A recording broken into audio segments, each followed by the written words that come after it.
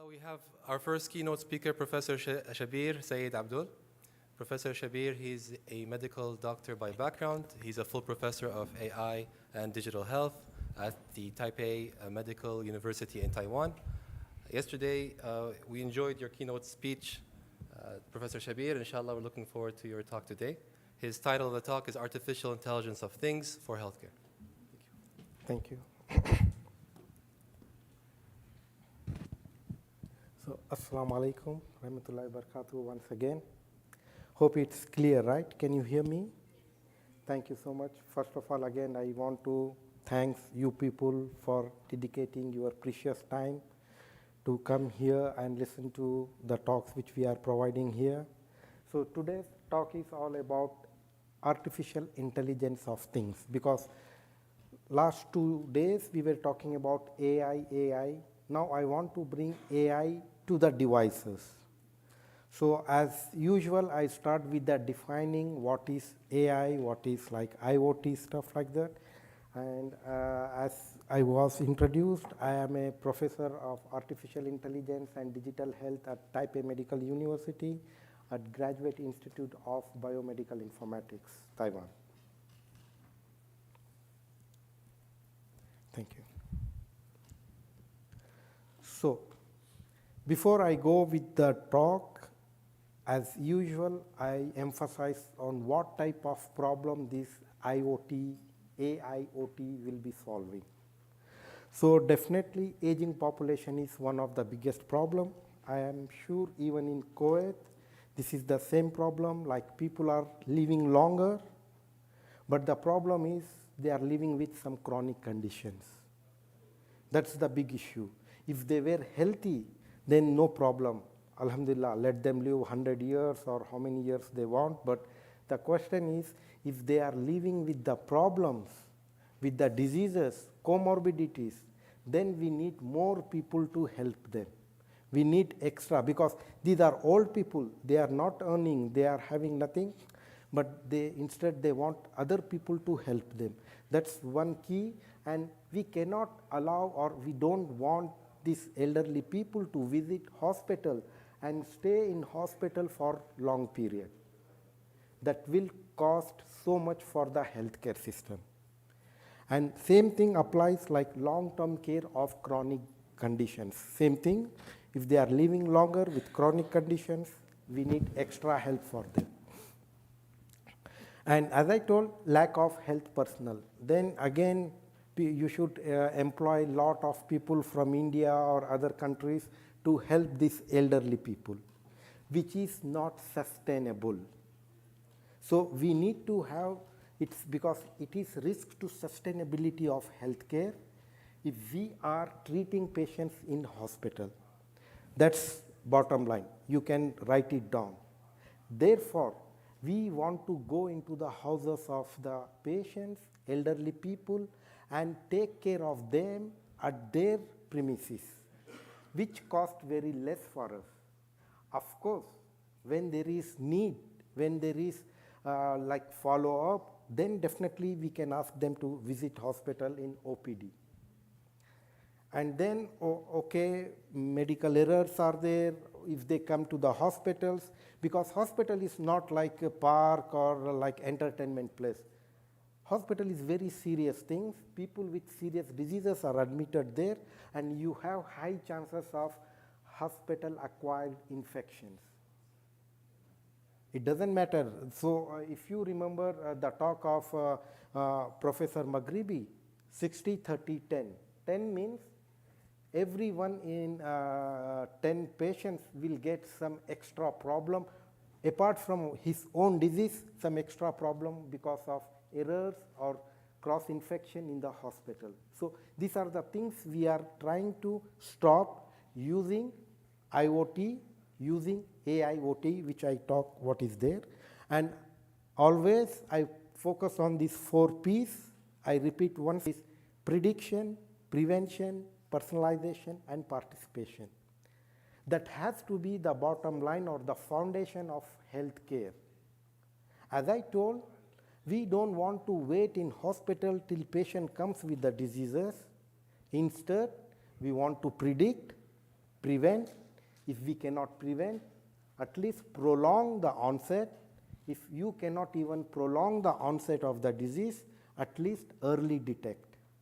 These are the principles which we should follow, and inshallah, by this, we have better healthcare, efficient healthcare. Now I jump into the what is artificial intelligence of things. Artificial intelligence of things is nothing but artificial, we call it like edge AI. Edge AI. What is edge AI? Keeping the models directly into the devices. So how usually what we learn from 2 days, how AI work?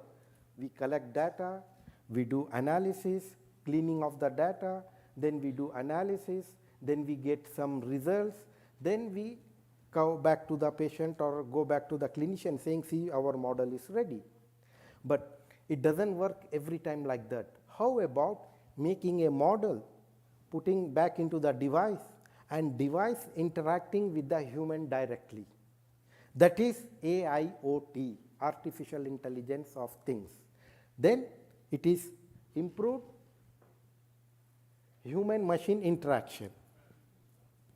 So when I sit for a long time, the watch tells me, it gives an alert, says it's time for you to stand up and stretch.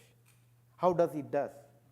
Just because there is an AI connected to the accelerometer of the watch, and which by seeing my position of my hand for a long time, it knows I am sitting, right?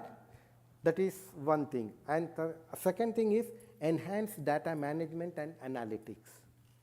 So obviously, just by collecting my heart rate from my watch makes no sense unless until we are doing some analysis and getting back to the patient and having this human-machine interaction. That should be our aim. Then obviously, this type of interactions will help us to improve the clinical decision making. One more thing I want to emphasize, AI nothing but the capability of making a decisions. That's it.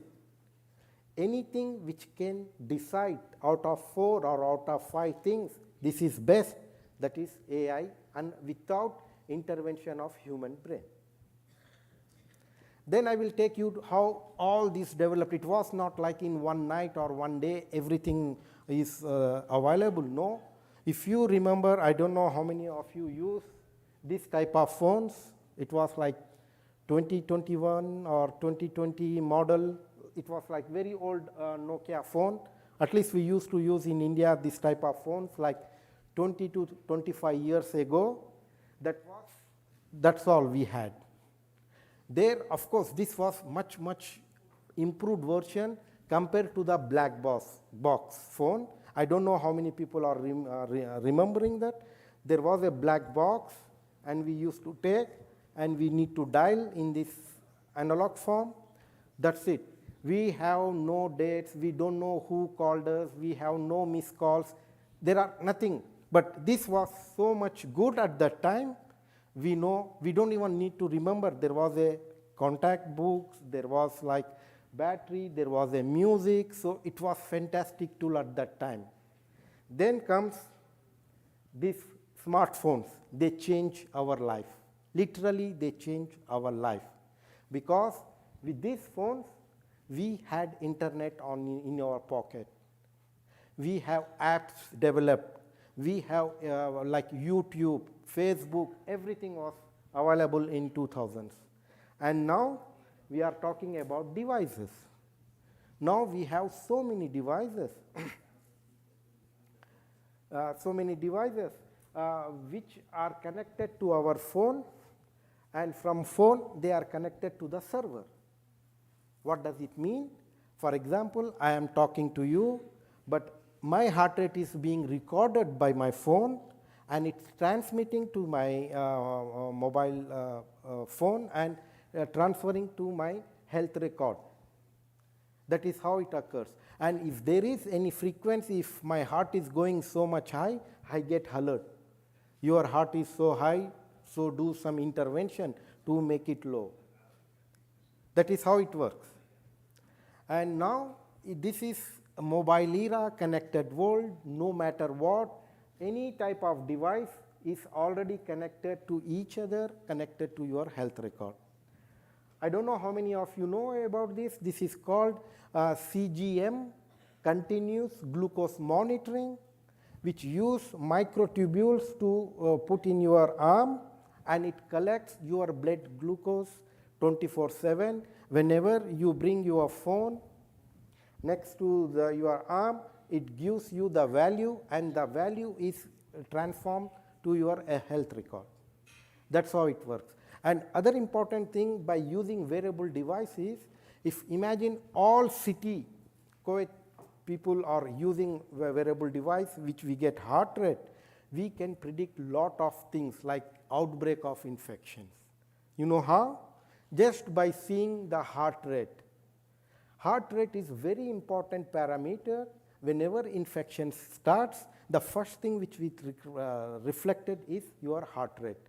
So all of a sudden we see one particular population of the city is having high heart rates. That shows there is something happening. So this is we call digital epidemiology. Digital epidemiology. Now this is the healthcare delivery model which we are talking right now. So we have electronic health record systems in hospital, and we want to start with wearable device which collects data 24/7, and we make data analytics, clinical information, make decision supports. In that way, we improve the healthcare of the patient. Plus, important thing is this part. From the device, we directly connect with the patient, what I told you, human-machine interaction, we empower and we engage patient. As I told, patient engagement is key for enhancing or improved healthcare. If the patient don't take care of himself, then no matter what you do, he cannot get cured for long term. So please try to engage patients for any reason that they apply, they seek the medical assistance. Okay. The other topic, very important topic, is adherence. Hope you know what is adherence. Adherence is nothing but compliance for the advice given by a doctor. So I give one simple example of medications. Forget about devices. Medications. Even with medications, all like Asian mentality, I say everyone, and especially in our part of the world, patients come with a problem like fever, body pain, XYZ. They go to the doctor, then doctor prescribes some medicine. They take for 1 day or 2 days.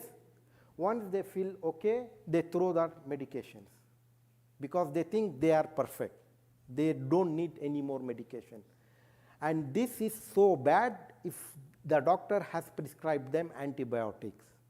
And this is the root cause of multi-drug resistance. Because you don't take complete course of antibiotics, still bacteria is there in your body, and that develops resistance to the antibiotic which you are using, used for little time. This is huge problem. And I will show the slides. Billions, it's not about millions, billions of dollars have been wasted because of this non-compliance. Now I come back to my devices, like devices which I want to refer to the patients. They don't use for long time. They take the device, they use for maybe 10 days or 1 week or 3 days, then they throw it because they don't see the need, they don't see why they need to use the device for long term. Here comes the research. See, pervasive technology as any interactive computing system designed to change people's attitude and or behavior. Pervasive technology is nothing but the technology which motivates people to use some technology in order to help them. But we need to take this, changing people's behavior is not simple thing, almost next to impossible.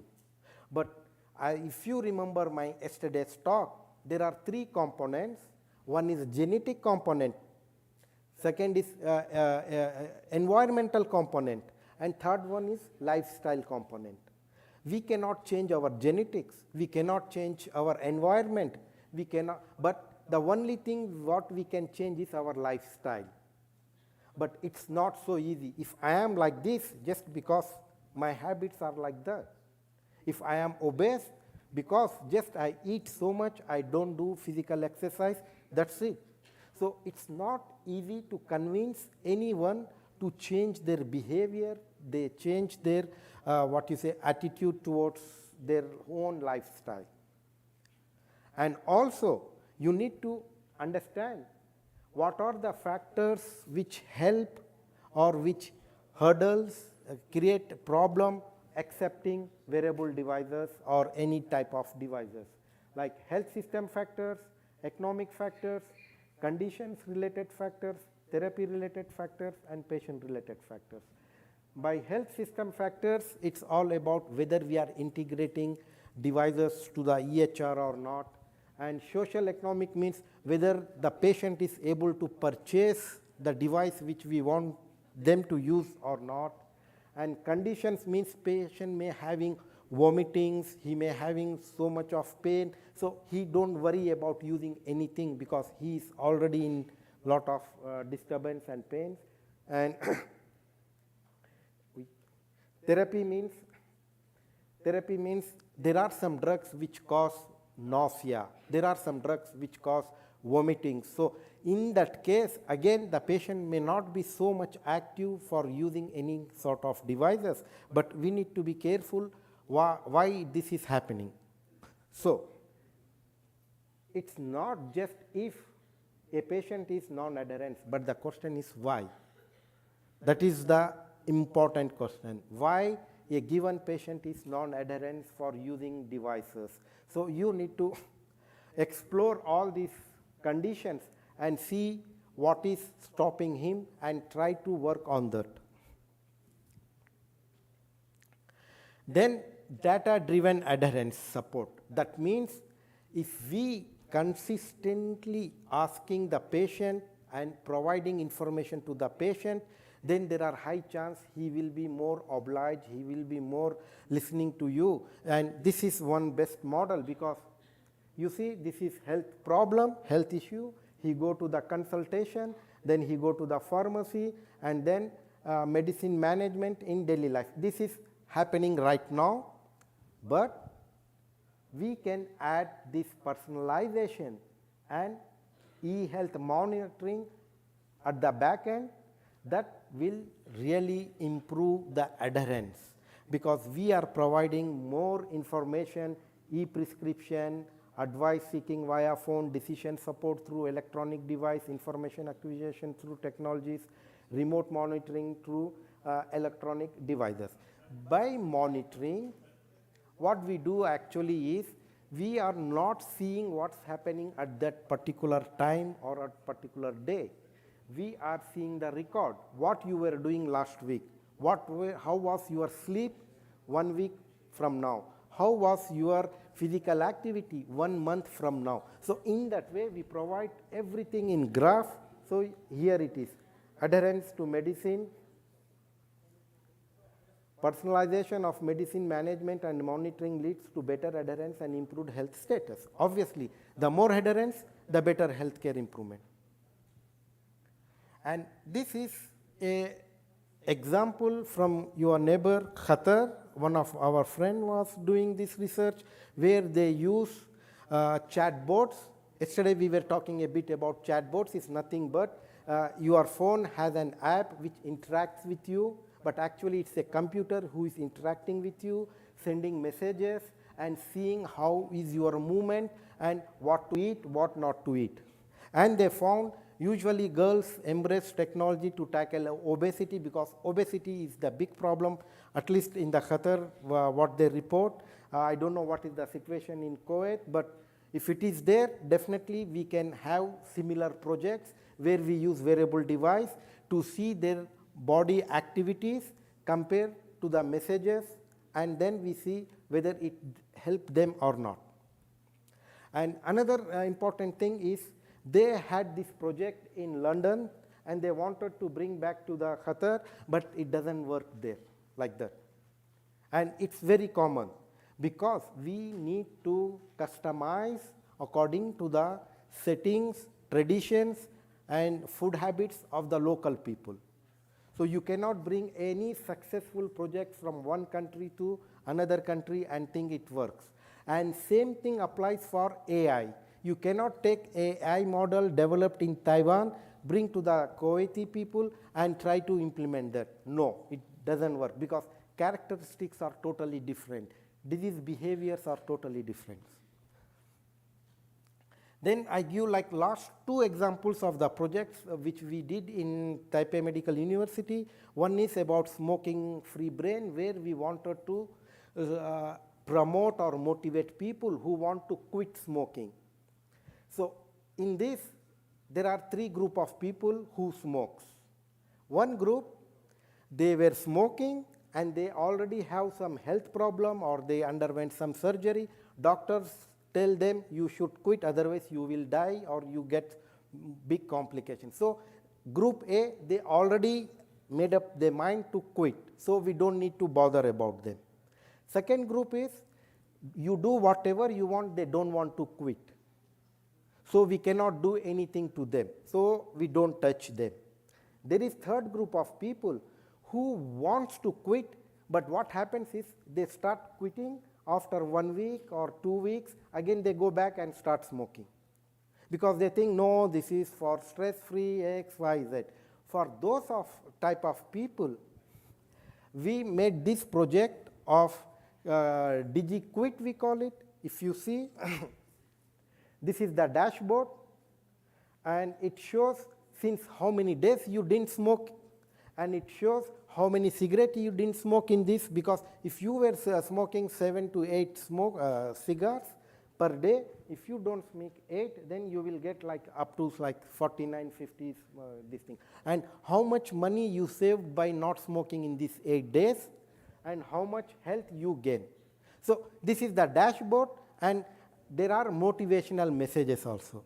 See, this is the motivational messages, how it works, because when they download this app, we ask like very big questionnaire asking them their age, gender, quality of life, whether they have parents, whether they have grandparents, whether they have pets. Because what we do is that after that, we don't target them, we target their environment. For example, if they are pregnant, we say, see, wow, your baby is growing so healthy because you are not smoking for 10, 15 days.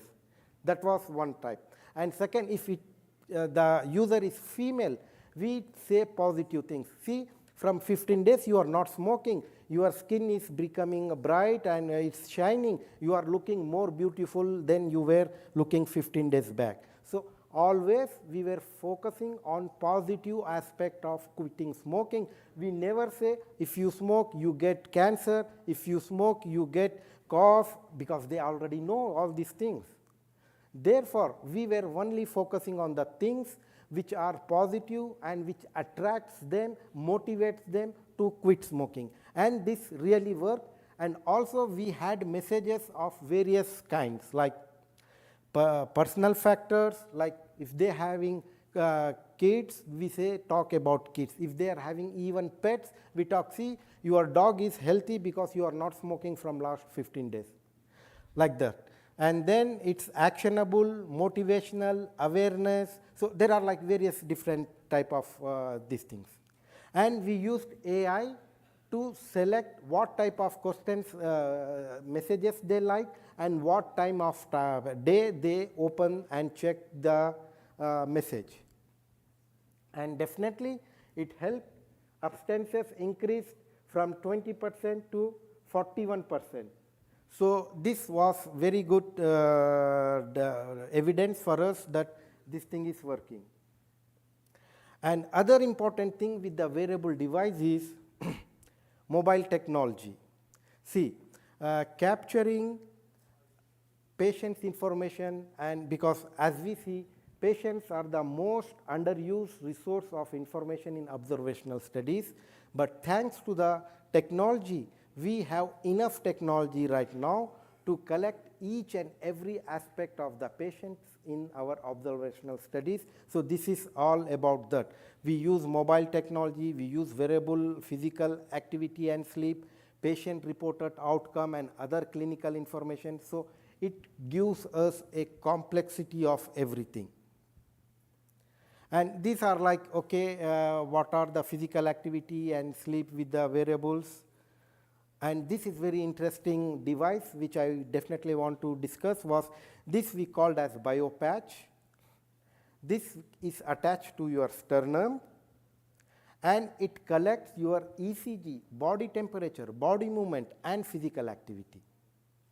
So this will pass from device to your phone and from phone to the server and inform the user and relatives about the condition if there is something abnormalities for prediction or early detection of adverse clinical events. And this is the specification of the Biopatch, and this is exactly how this is exactly how the raw data looks. This is, you see, this is he's sleeping, this is more active, this is even more active. So this is just by seeing the heart rate, we can manage what is happening with them. And we are doing extensive research by using all this information. And here you see, this is the time when the patient was, or the user was sleeping, and this is the time he was more physically active, more physically active. And the interesting thing, since it is attached to your sternum, we can also record the respiration rate. If you zoom in to this, you will get this type of, when you cancel all other noise and all these things by using the hertz, then you exactly get the respiration rate of the user. And these are the applications of Biopatch in cardiology, psychiatry, sleep analysis, preventive medical care, family medicine, and medical research. So obviously, if you guys are interested, you can go into that because heart rate gives you heart rate variability, as I was talking last time, which is very important parameter to understand what is happening in your body.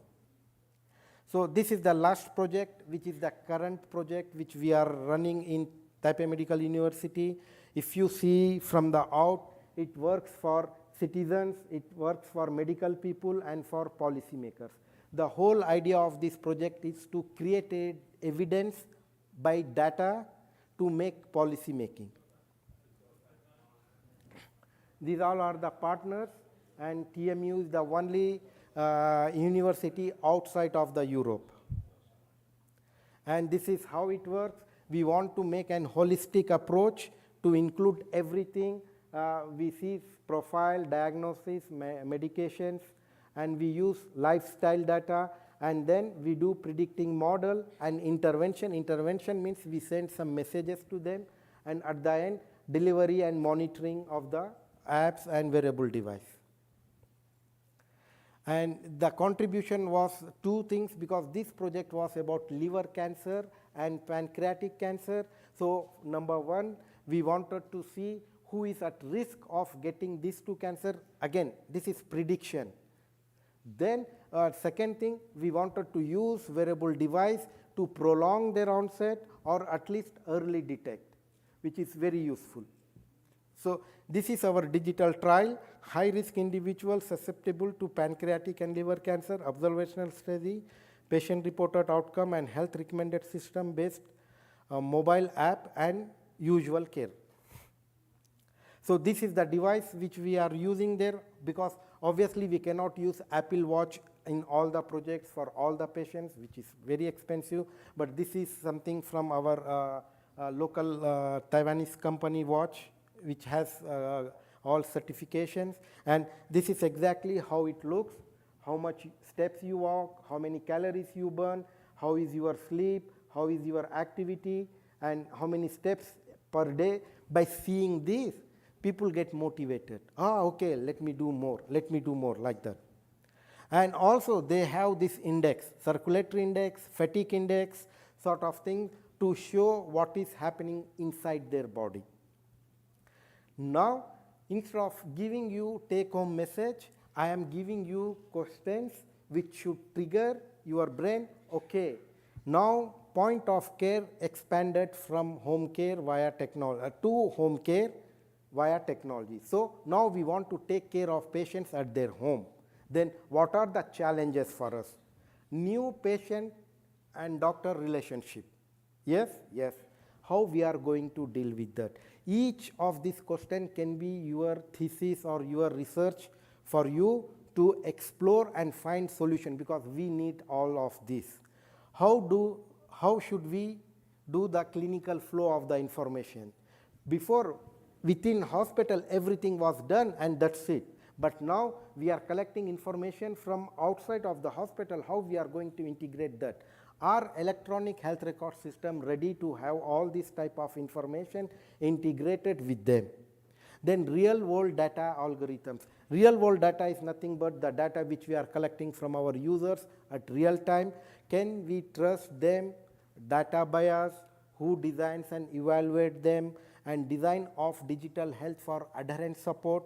Should clinicians wait for technology maturity or shape how they are designed?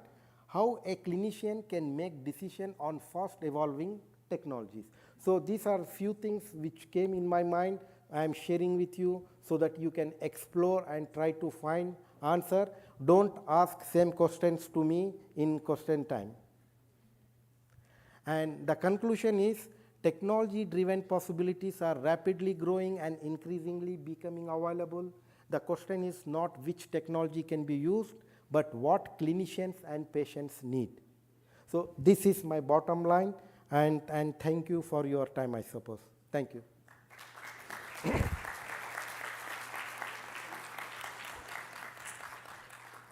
Open for questions if you have any. We can take a few questions from the audience. Yes, sir. Thank you for your presentation. Now, for example, the Biopatch, Yes. is it only used for evaluation, or it can be also used for intervention? It is using for intervention, actually. Intervention, yes. Yes. Is there like any updates about? Okay, so currently, actually, it's very good. We are using for coma patients. Can you imagine patients who are under coma in the hospitals, to see how their heart rate is changing, whether it is changing by time, is it correlated with their biological watch? So it's mostly neuroscience project where we are using this. I see. Yes. And it's also used with other diagnoses as well. Yes, other diagnosis with the stroke patients we are using in hospice ward.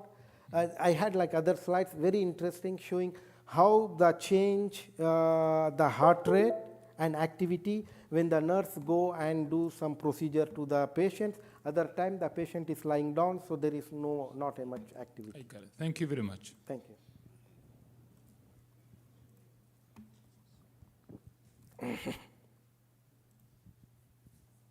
Good morning. It's a really nice talk. We really enjoyed it. Thank you. Could you please elaborate on how we can use this technology for diabetic control? Wonderful, very good. So for diabetic, the most important thing is physical activity, because that is the whole problem. We eat more, we burn less. We keep on eating, we are not burning. That is where sugar accumulate and we become diabetes. By using wearables, you have the screen where it shows how much you are running, how much calories you are burning. So the shortcut for management of diabetes is burning the calories. The more you burn, the better you become. So the wearable devices will be so useful in burning and showing the record of how much you are walking, how much you are burning your calories. So in that way, wearable device will be useful for management of diabetes especially. Yes. Thank you. Any other questions from the audience? Yeah, there it is. Thank you, Dr. Shabir, for the very informative presentation. My question is, since we are seeing more cancer cases among young patients, Yes. and the quality of care, not quality of life of such patients is highly impacted. Yes. It's not during the hospital stay, but afterward, Exactly. in their social life, work life, all kind of True. all aspects of their life. True. Is there a way this can be implemented to measure the quality of life of such patients? Exactly. That is exactly what we are doing in the project, because what we are trying to do is, as you told correctly, physicians are taking care of the patient in the hospitals. Once they go out of hospital, they think their job is done, but it is the patient who is having the problem, and even the patient is under very good treatment regime, which is radiotherapy or chemotherapy. It has so many adverse effects. It has nausea, vomiting, fatigue, all those things. But doctors know this is normal, but patient cannot say this is normal. For him, this is abnormal. Therefore, we need to find a way how we can see all these things at the patient's home. And for us, physical activity, sleep quality is a proxy to say quality of life. If you are sleeping well and if you are more active in daytime, we assume your quality of life is better than the people who are not doing this. Yes. There is one. Yes, sir. One thing I would like to say that one takeaway from what you said is very important to focus on a problem. Exactly. And basically, create the innovation around it. True. Now, as things are evolving from customer-centric or citizen-centric, it's going to the empathy stage. Yes. And there's a lot of what you said was around the empathy of, the patient. Yes. What are the changes that you're seeing that is important for us to pay attention to this new stage of innovation around the empathy of the citizen or the patient? Very good question, sir. See, as I told, technology is evolving. Technology never stops, the same as our social interaction with the technology. Therefore, both are shaping each other. Society is shaping technology and technology is shaping the society. So as I give an example, like 20 years from now, the mobile phones were used for totally different purposes and totally different reasons. But now actually telephone was just to make a call from one person to another person. But now, except calling, we are doing everything with the phone. So in that way, I want to emphasize, with the time, we will be changing technology, and technology will be changing our lifestyle and life behavior, all those things. It is happening and it will happen, whether we want it or we don't want it. Thank you. Professor, I have a question for you. Sir, please. So your work, mashallah, has a bunch of fields integrated together. You Yes. have the medical part, Yes. you have computational, computer science, engineering. Yes. How would you recommend for physicians here at the university go about doing research that is multidisciplinary and translational? True. So again, as Sir told, we should focus on the problem, not start with what type of technology we want to involve for our project. No, what is the problem we want to solve? Then we should sit again, like our professor was saying, before we start the project, what are the elements, what we need? Then we can go ahead and start implementing things once we acquire. For that, doing that, having biomedical informatics is the key. Because biomedical informatics is a field which is a bridge between IT and healthcare. And that is exactly what I studied, what I am doing from last 15 years, because my background is medical doctor, but I got interested with these things like information technology, digital health, and all those stuff. Then I wanted to see how this comes together. I can talk with the physicians, I can talk with the engineers to explain them what type of technology can be implemented, and I can explain, I can convince both physicians and patients how they can use technology for their own benefit. Thank you so much. Thank you. Thank you, Professor. Okay? We'll conclude. Yes. Thank you. Thank you so much. Bye-bye. Bye-bye.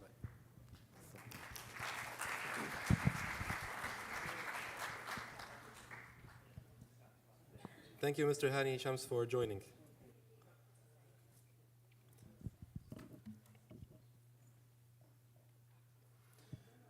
Okay, so the second presentation today will be given by Dr. Sara Al-Khudair. Dr. Sara is an assistant professor of AI and machine learning at the College of Computer and Information Sciences at King Saud University in Saudi Arabia. Her work and research interests include developing systems and software applications that employ technologies in AI, in machine learning, and in NLP, natural language processing. The title of her presentation is Artificial Intelligence Simulations in Medical and Health Simulations. Please join me in welcoming Dr. Sara.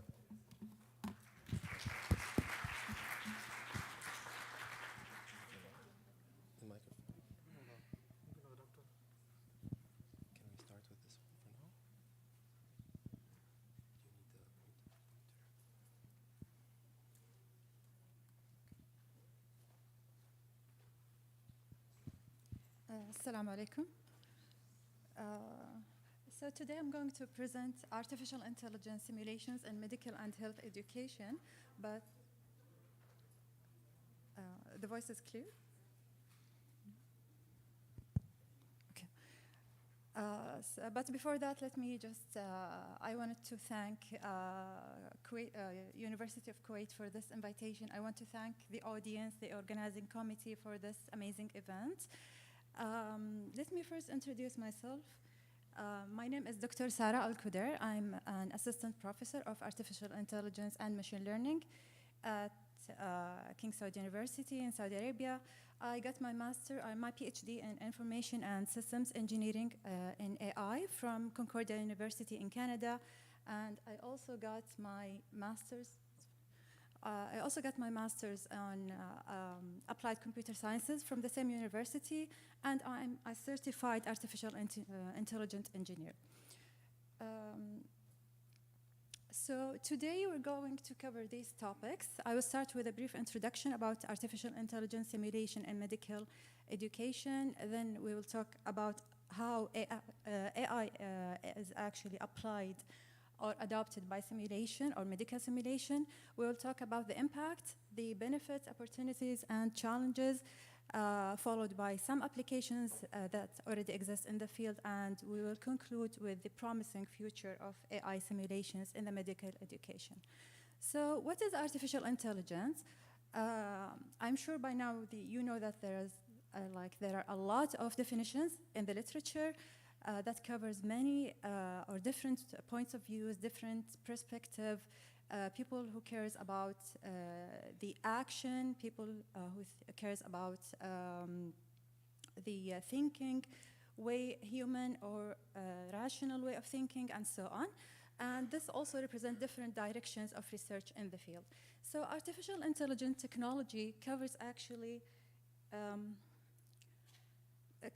several applications or subfields. For example, computer vision, speech recognition, natural language processing, machine learning, deep learning, and many, many more technologies.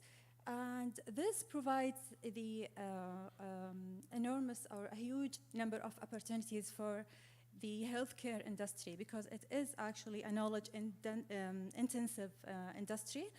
And for example, or one field of applying AI is actually the simulations in the medical education and healthcare field.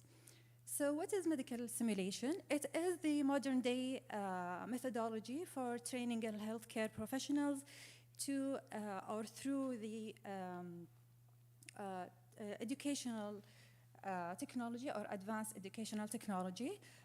It helps train the healthcare professionals actually to work or to develop their team-based communication, cognitive thinking, and many other skills that are necessary for them under stressful situations.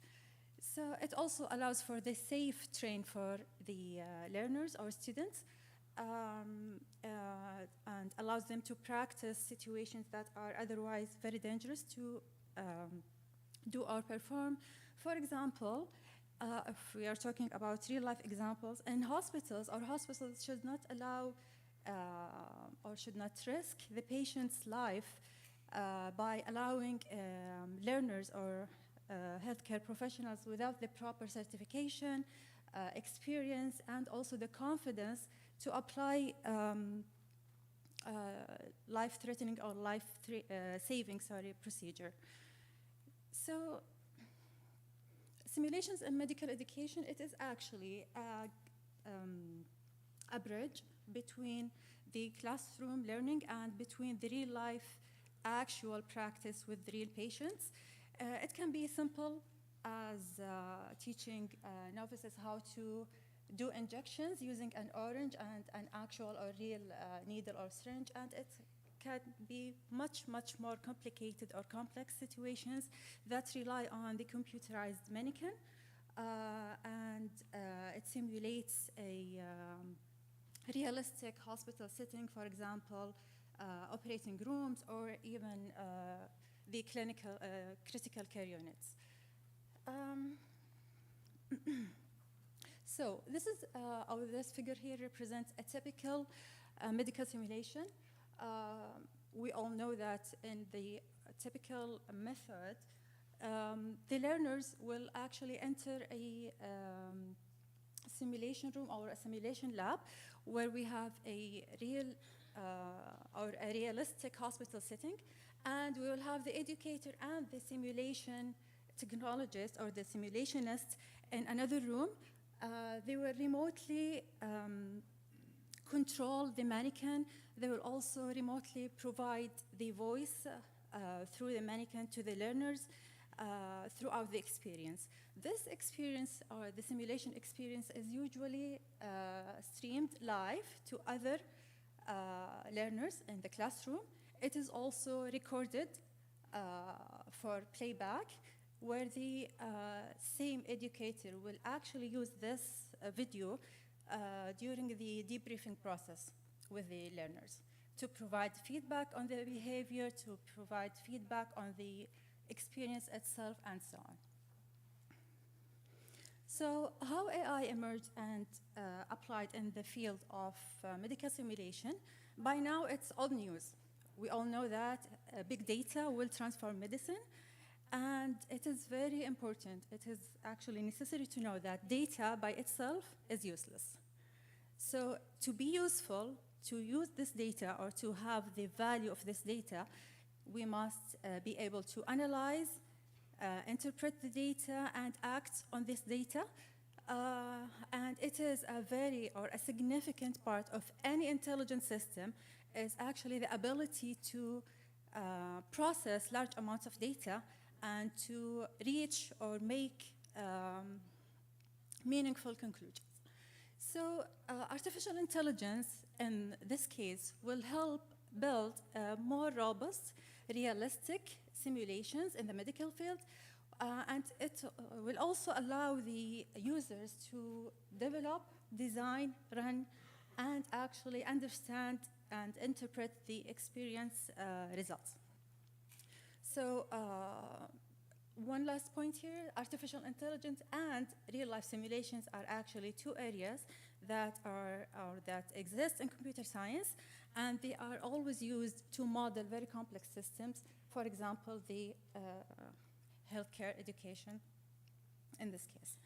So moving on to AI simulations in the medical education, we can see from the literature that there is 3 main categories of application: for assessment, for interaction, and actually for research purposes.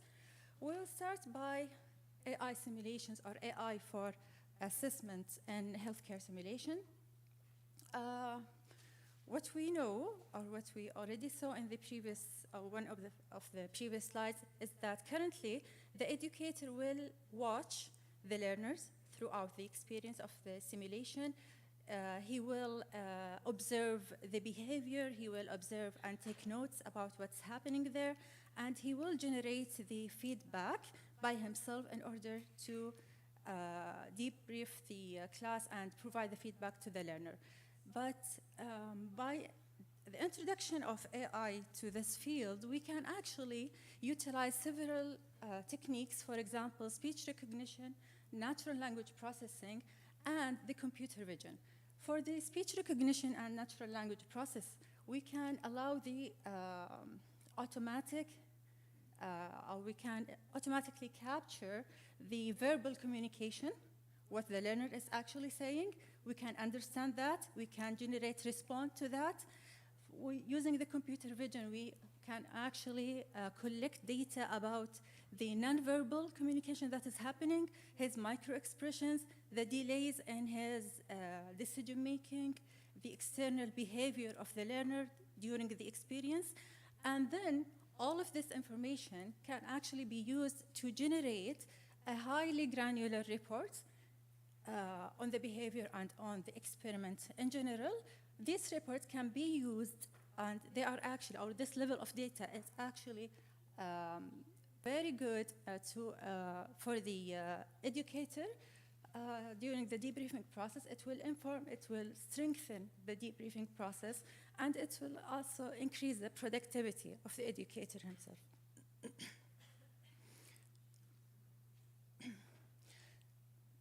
The second category of applying AI in healthcare simulations is to achieve a human-like interaction. So every medical simulationist or educator has actually experienced the pain of controlling the simulator mannequin, trying to speak through the microphone, generate the voice for the learners, and so on. So there are two typical ways to do this. The educator will either press a button to run or to generate a pre-recorded audio, or he will actually use a microphone to speak through the mannequin to the learners inside the simulation lab.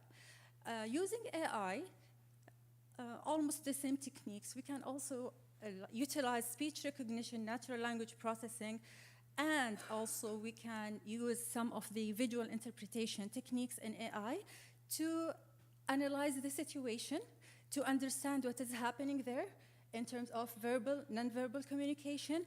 We can translate what he's saying or what the learner is saying, understand, generate responses.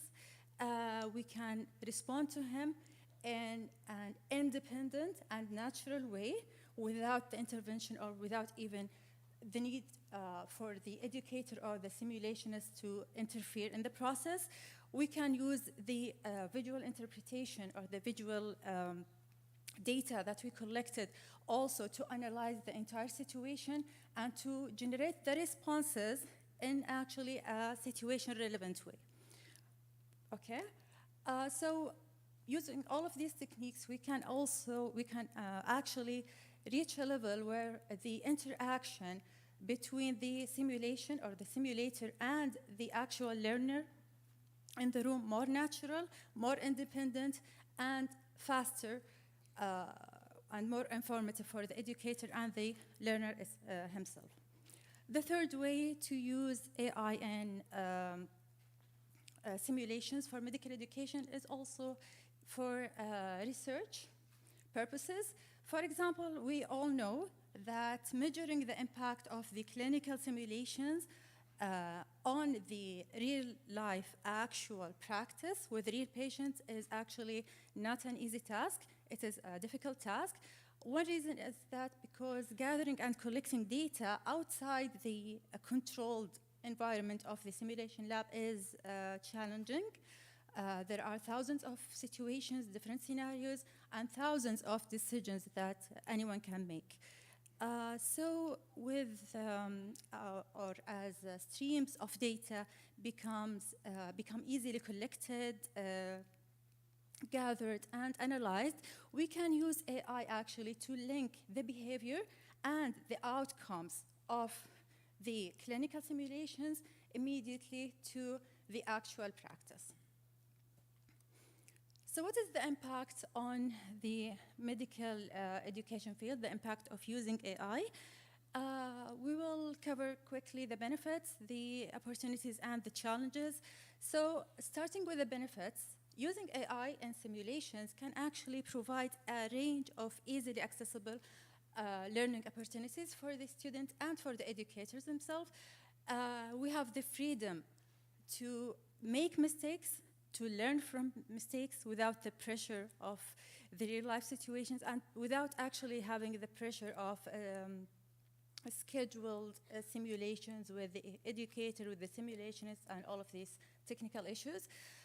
We also have the learning experience can be customized automatically to adapt to the need of the learner, to his cognitive load, and so on.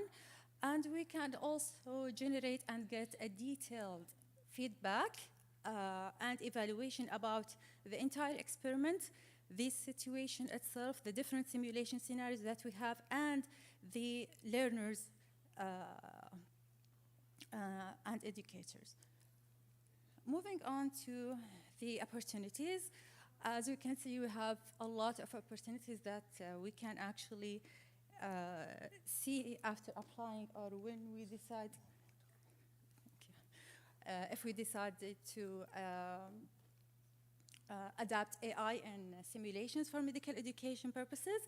For example, we are expecting improved operational efficiency, improved treatment for the patients, improved engagement, participating. Also, we are using AI will improve the quality of the service provided in healthcare institutions, and so on. We also, one also of the opportunities is the reduction of the medical costs, reduction of the medical error.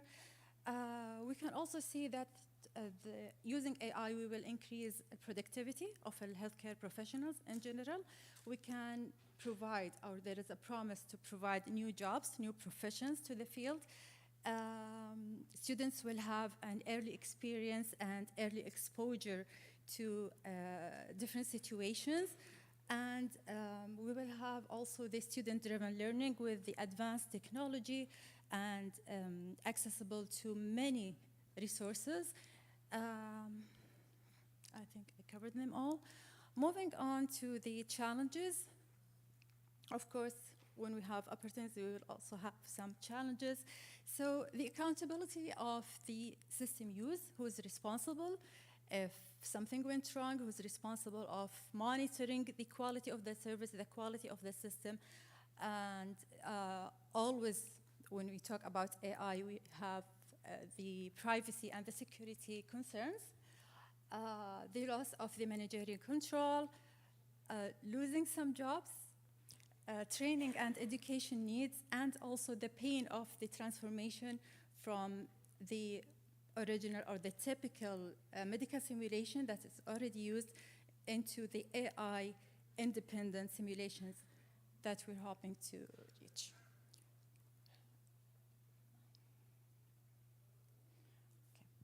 Okay. Moving on to the applications, we will start with one powerful, already existing application of AI in the medical simulation, which is the first patient communication simulator known as Alex.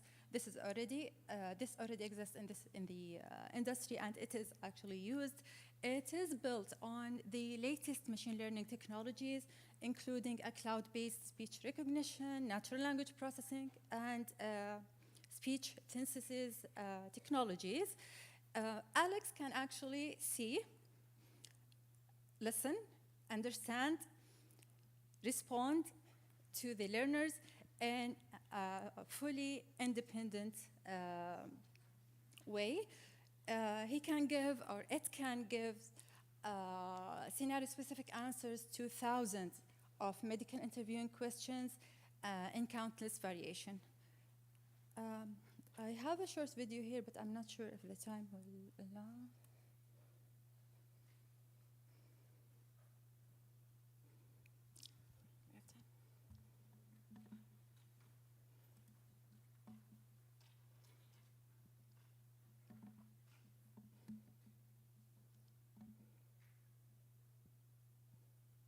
Show you how far we have come. We believe you will find this product amazing. Say hello to Alex, the first patient communication simulator, PCS. Alex's evolution and revolution in patient simulation. incorporating intelligent audiovisual input-output, or in plain speak, a patient simulator with the ability to see, listen, and talk.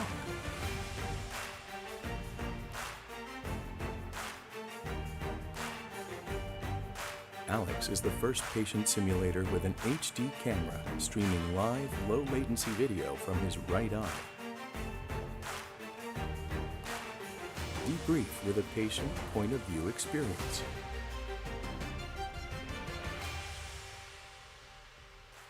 Familiar with Apple's Siri or Amazon's Echo?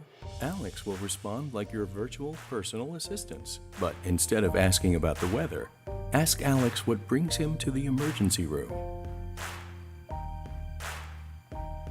Alex recognizes over 300 medical interview questions and responds with scripted answers related to the scenario you've selected for him.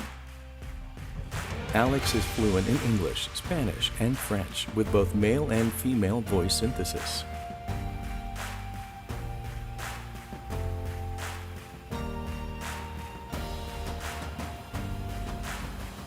Alex's heart, lung, and bowel sounds are unprecedented in quality, thanks to Bluetooth technology and hidden location markers under the skin. Listen to normal or atypical high-fidelity sounds using any stethoscope or headset.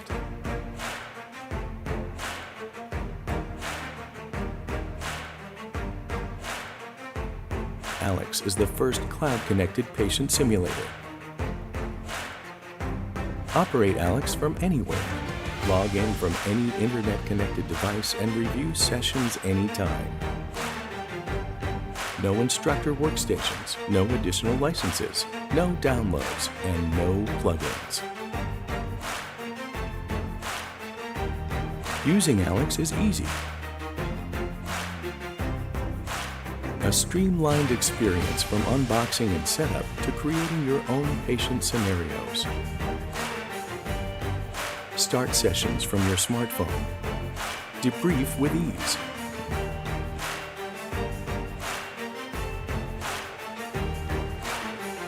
Share your simulator with your team. They will need no prior training to run simulations with Alex.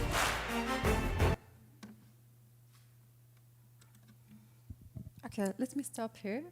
And we will move to the next and the latest medical simulation, latest trend in medical simulation, which is the virtual patients or virtual simulated patients.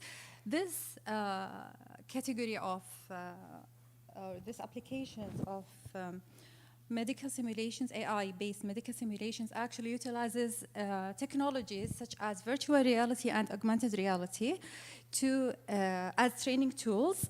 It provides learners with the opportunity to train in any simulated scenarios, and it also allows them to train on different skills such as cognitive thinking, bioethics, patient communication, and so on.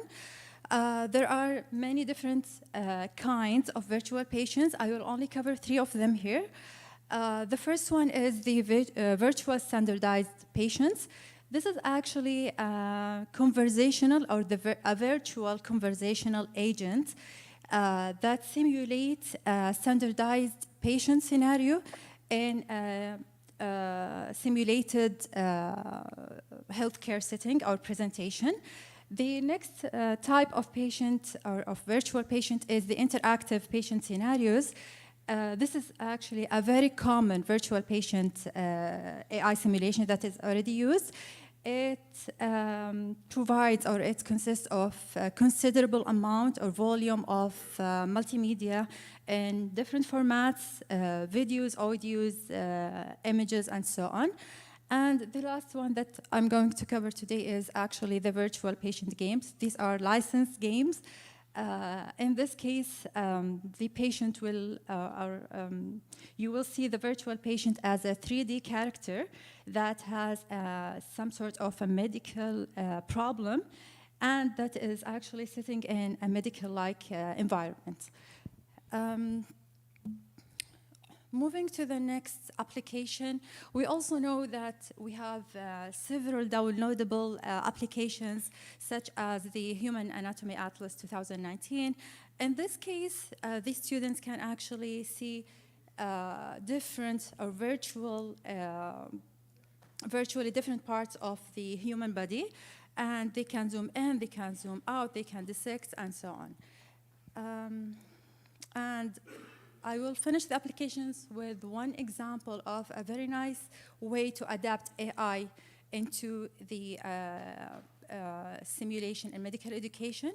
In this research, what they did is that, or the team, actually they built an adaptable simulation platform where it can modify the simulation or the difficulty of the simulation based on the cognitive load of the learner.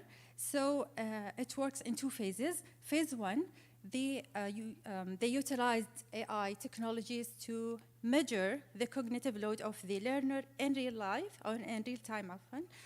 And then, in the next phase, this measured information is actually used to customize the simulation experiment. So basically, the difficulty or the severity of the symptoms on the virtual patient will be customized to adapt to the cognitive load of the learner himself. So talking about the promising future of adapting or using AI in the field of medical simulations, we can see that there is a promising future in this field or in this direction. One of this transformative phase is already happening, and one of the major drivers is actually, or was, the COVID-19 pandemic, which has been a major disruptive to the education across the world. Technology has to be quickly and innovatively used to maintain and to restore the education and the learning processes. This transformation is likely to continue to occur, and more AI technologies are expected to be innovatively used and employed in the field. So we are on the way, but it is also very important to know that there are these significant benefits of adopting AI into the medical education also comes with important challenges that need to be addressed if you want actually to provide a strong education, if we want to avoid complications in the future, and if we want to have a high quality medical education. So in the future, every institution that handles healthcare has to have, for one, AI simulations as actually an essential part of its setup. Also, it has to develop and to have an adequate workforce that of AI simulationists and of AI simulation technologists that can actually train the subject matter experts on how to use these technologies, how to understand what's happening, to interpret the results, how to design, develop, and implement different learning modules that are suitable and that will be beneficial for the students and the learners. We can also see that there is a great deal of support or of evidence that supports the adoption of virtual reality technique as an educational tool for defined learning opportunities or objectives. And we can say that AI is actually leading the transformation in the medical education field. But if we are serious on providing a more progressive, a more future-proof healthcare education, we need to start adopting AI now, and the tempo, or the current tempo, has to step up actually. So we are expecting that AI will enhance the medical education at scale and will change the way that we provide education to our clinicians. So let me finish the presentation today. I would like to ask you all to scan the barcode and to join us with the, because we are launching this certificate on essentials of artificial intelligence in healthcare. It's actually starting on the 4th of December. It will be online. The key material will be actually delivered online using pre-recorded video lectures. It consists of 6 modules. In addition to the recorded videos, we have assignments, quizzes, homeworks. We also have discussion sessions and so on. And again, I would like to thank you all for attending. And you can also scan this QR code for my contact information. Thank you very much.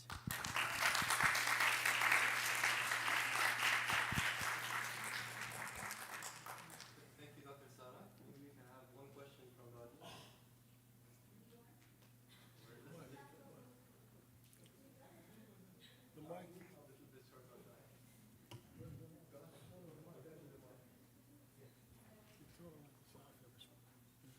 مال السيمينار تعطي لنا اياه هنا نحاول نعرضه بعدين اللي حطيت لي انا just leave it in the list. This one we will just load it into the machine, put it outside. شكرا دكتورة سارة for this very fascinating talk. I enjoyed it myself. This is very interesting. I have 2 questions, if you'll allow me.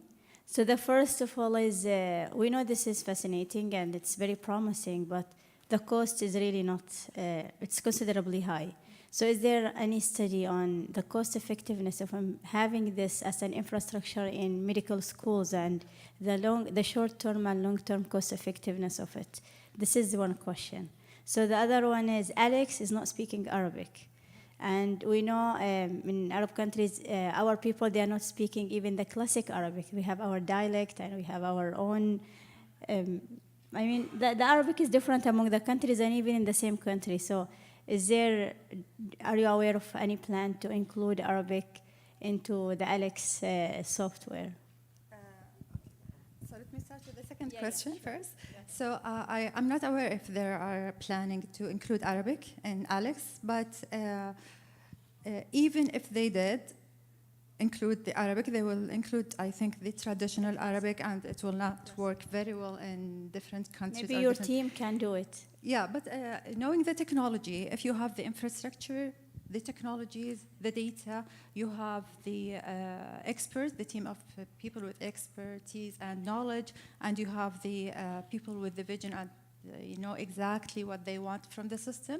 It's not a difficult task to build something similar to Alex that will actually be customized to specific countries or specific even regions within the same country. It is actually an impressive simulator, Alex, for me. Because I watched the entire video and I read about it. But if you think about the technologies, I'm talking from a technology point of view. It's not that difficult as long as you actually have a very strong infrastructure and a very good data. Can you remind me of the first question? It's the cost effectiveness, having such infrastructure in medical school. I think maybe in the long term it will be cost effective. This is my point of view. I'm always optimistic.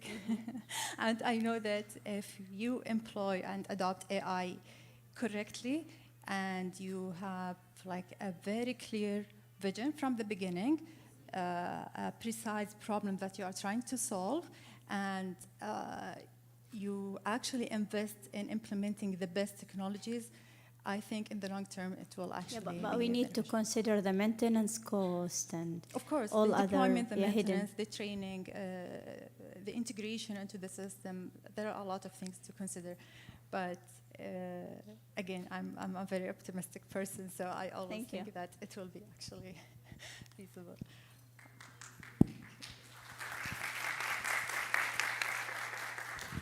Thank you, Doctora. We're going to have you in the panel discussion, so please, if you have any more questions for Dr. Sara, inshallah, we'll ask you during that time as well.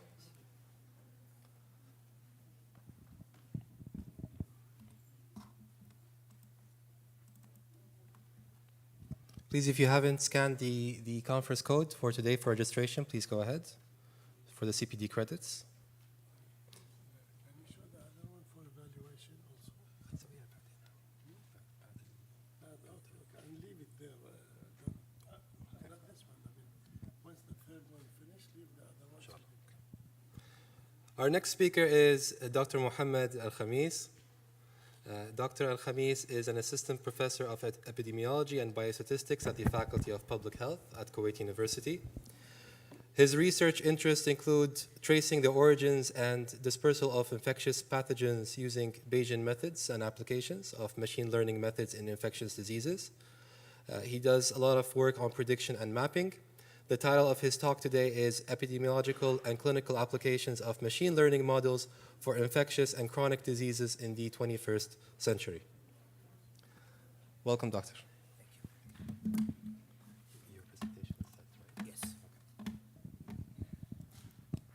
Is it working?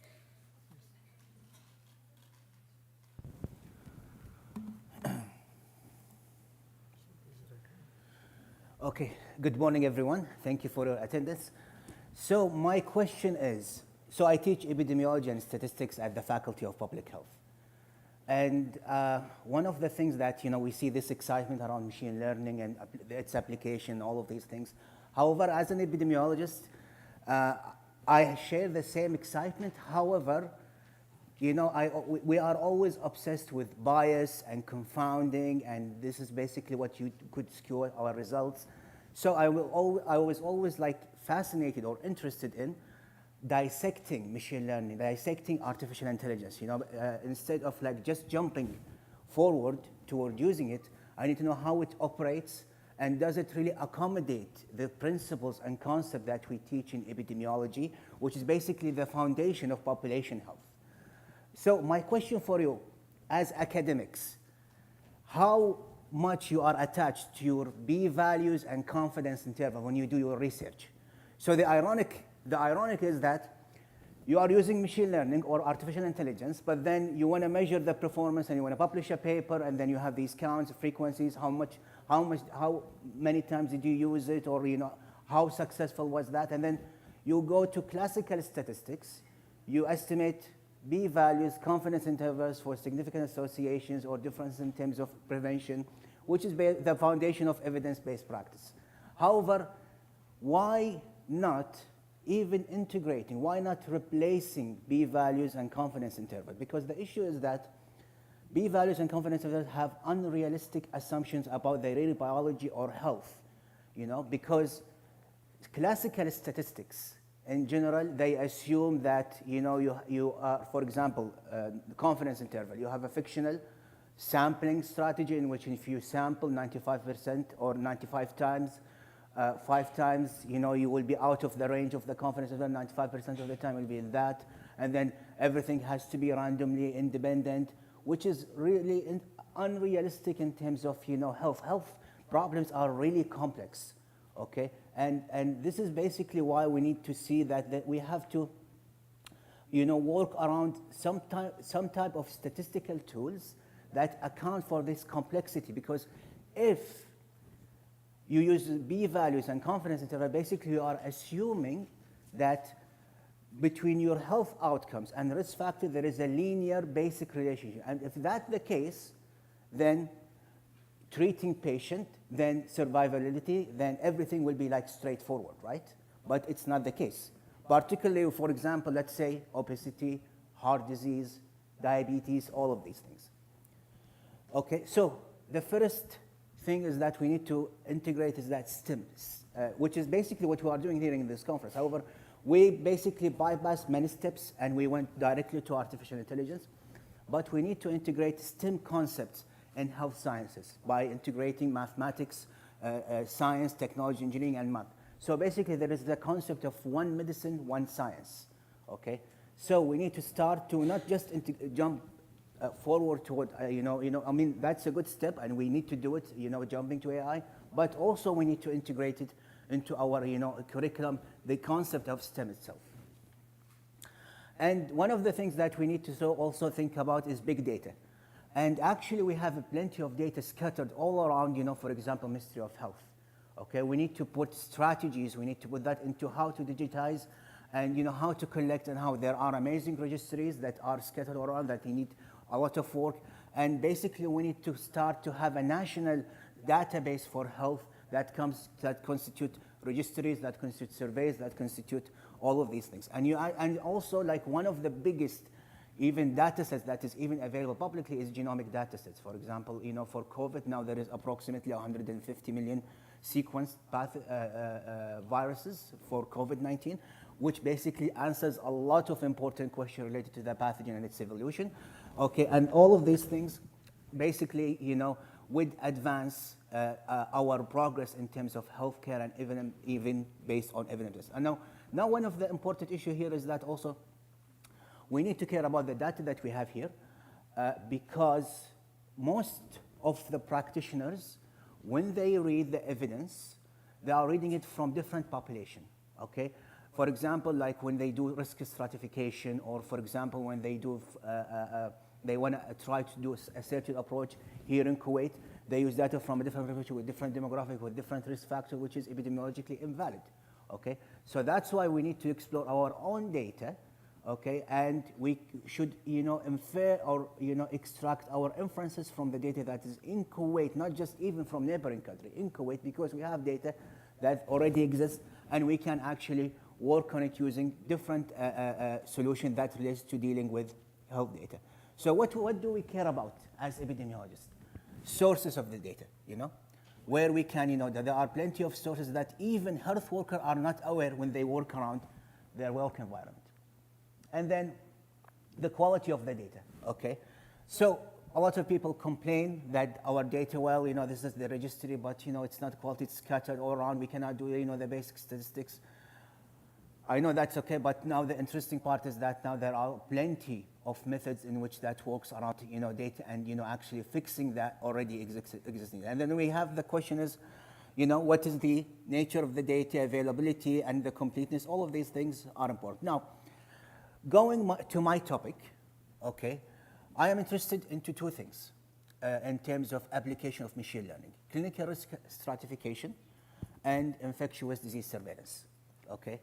So clinical risk stratification, particularly because most of the physicians here in Kuwait, they are basing their practice on evidence-based, that is based on studies that, inferred from different population.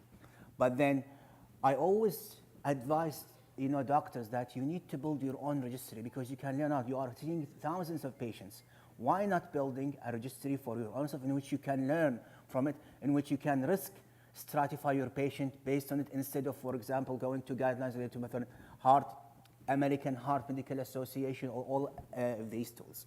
And then we have infectious disease surveillance, which is particularly now of a very important part, because now we dealt with COVID, and we know that infectious disease surveillance has to be an integral part of health system, particularly that COVID is not the end. There will be another pandemics, for example. Now we have a pandemic potential of a swine flu, okay? So that's why we need to continue working on infectious disease surveillance. Now the question is here, we are now surrounded with a lot of complexities here. But again, I repeat, the question is that a lot of us are hanged out with the classical statistics, not just in Kuwait, all around the world. There is plenty, like even with the new published studies. Why? Because clinicians and practitioners, they found it much easier to interpret and work, and they are used to it. And there are actually alternative methods, but I'm not like blaming them, but this is basically what they are used to. This is what have they learned. And my role as an academic is actually to try to change and introduce the culture. Since you guys are convinced with AI, but let's go a bit step backward, and let's see if we can replace classical statistics with machine learning methods. So I work two types. So basically, I rarely publish papers that uses confidence interval p-values. I have two analytical pipeline, Bayesian statistics, which are very powerful, and statistical learning, which is the basis of artificial intelligence. Okay, and we talked about what is the issue of the traditional statistical approach. Actually, when I said I hope that there is no statistician here, classical statistician, because they always tend to fight with me when I talk like this. I apologize if there is a statistician here. But let's say the unrealistic assumptions that are not biologically plausible. The p-values, for example, when you do significance testing, you know that if you increase your sample size, you will always get a significant, or most likely will get significant p-values. But the issue is that is purely statistical. The issue is that really biologically plausible? Are those risk factors really important based on your sample? Okay. Basically, with Bayesian statistics, I don't want to waste that, but the reason that they are more powerful than any type of statistical pipeline, they are being used in precision medicine, which basically soon, hopefully within the 10 days, will replace evidence-based practice. Precision medicine basically works on your genome and basically identify based on your genetic makeup what is the best treatment in terms of all types of diseases. Bayesian analysis is a different pipeline. I'm not going to talk about it. We talked a lot about statistical learning, and here we need two methods or statistical method that potentially, I'm going to be presenting two types of research that we published that actually through application and codes of application of machine learning here in health sciences. So basically, as you see here, the statistical learning approaches, which is an integral part of artificial intelligence, we have the supervised learning, unsupervised learning, and reinforced learning. So, the reinforced learning is actually the AI. I'm not going to waste time on this. But then we have the unsupervised learning, which is basically I have data, plenty of variable, and I'm still not sure about my outcomes. So I want to understand relationships. Okay, and then we have supervised learning, which is basically a statistical pipeline in which we can actually build predictive models that is explicit for our health problem.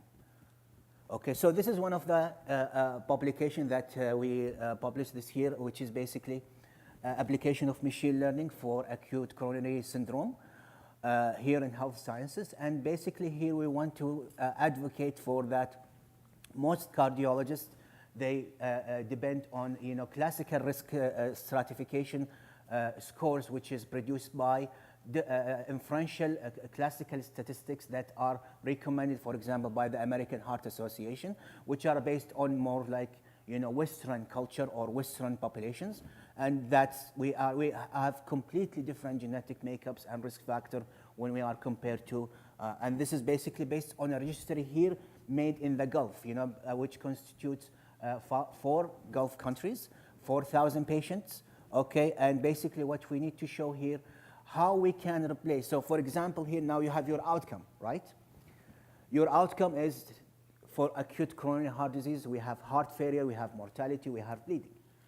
Traditionally, you want to do a logistic regression to estimate odds ratio and confidence interval, and you say these are the risk factors for mortalities and these are for heart failure. We want to change that. That's the idea here. By using the brain of machine learning, dissecting. So this is what I did. I learned some programming, and I started to dissect the major component of artificial intelligence, which is machine learning, and how can I take these components in order to analyze classical data. Okay, so basically here, what we did, we have 4,000 patients, and we build an algorithm that is multi. So one of the issues also what we have to be careful. You will see an artificial intelligence engineer or something. He tell, I built this AI system that is based, for example, on support vector machine. There are approximately more like hundreds of algorithms, okay? There are tree-based, there are plane-based, okay, tree-based algorithms that like random forest or gradient boosting. They generate decision trees. There is an outcome, and there are risk factors that define this outcome. For example, for random forest, you have, let's imagine decision trees for my outcome on the top with different risk factors. And basically, you are in a forest, and there are trees that are voting for the best tree that represents this outcome. There is the gradient boosting algorithm, which is basically I have a tree that has weak prediction, combines itself with another tree to strengthen the prediction, and that's why it's called a gradient, because I am gradually strengthening the prediction of the tree. And then we have the vector support machine, which uses a hyperplane to classify, between, for example, no disease or disease, and based on the collection of risk factor.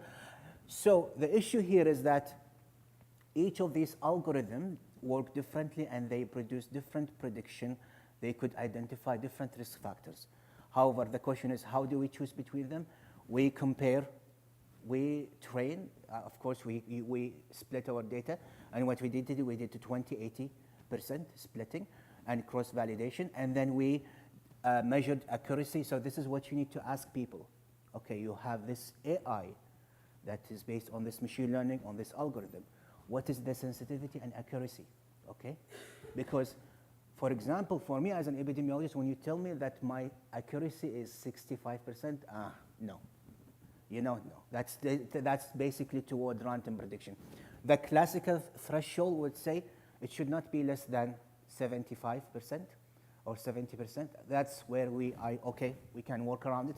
However, a lot of people we have this exciting system that is, but then there are plenty of interesting things that we need to ask about when we want to adopt an artificial intelligence system here. And then here we have model interpretation. So basically also the problem with AI or our machine learning that is presented majorly by data scientists and engineers to you is that it's a black box. As an epidemiologist, I like to see relationships. I like to interpret what are the important risk factors, how do they shape my risk, how do they interact together, and how do they work on individual patient. And that's the important part to me as machine learning. So again, I'm slightly or slowly replacing your classical statistical method with machine learning. So what do we get here? So here we compare on the top. Here we compare the different, algorithms and how do they perform. And as you see here, the random forest is performing better in terms of accuracy. It's 79%, and then we have the AUC under the curve. And then here we have different outcomes, okay? So the first inferential in statistics, now forget about confidence interval odds ratio.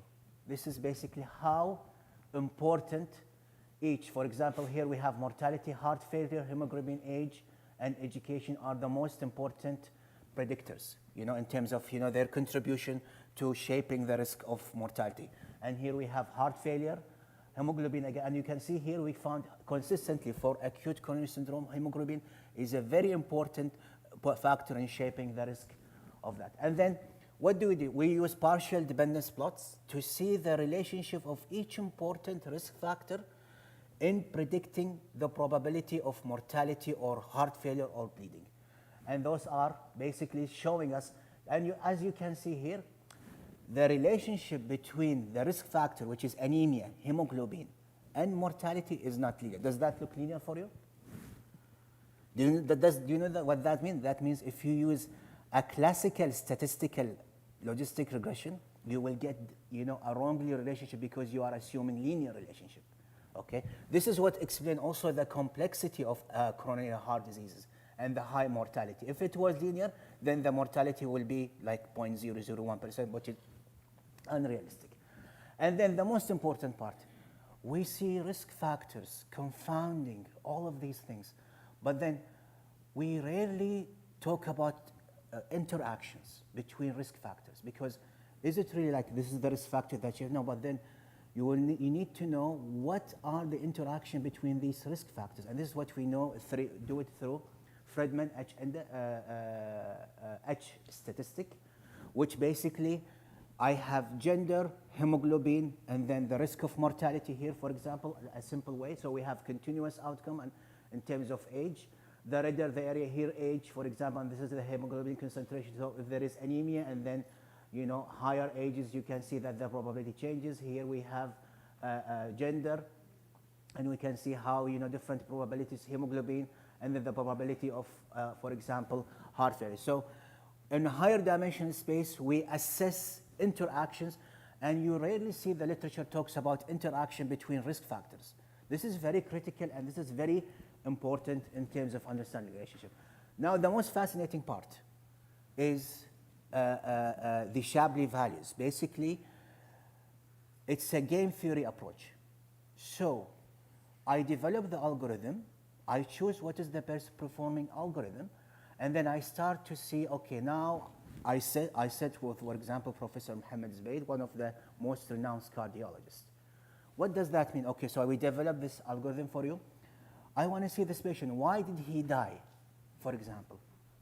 So he died because his hemoglobin was very low, he had bleeding, age 73, he had chronic renal failure, all of these things. And in the same time, if I get a patient with a certain profile, I can predict. So basically, the probability of this patient dying is approximately 99%.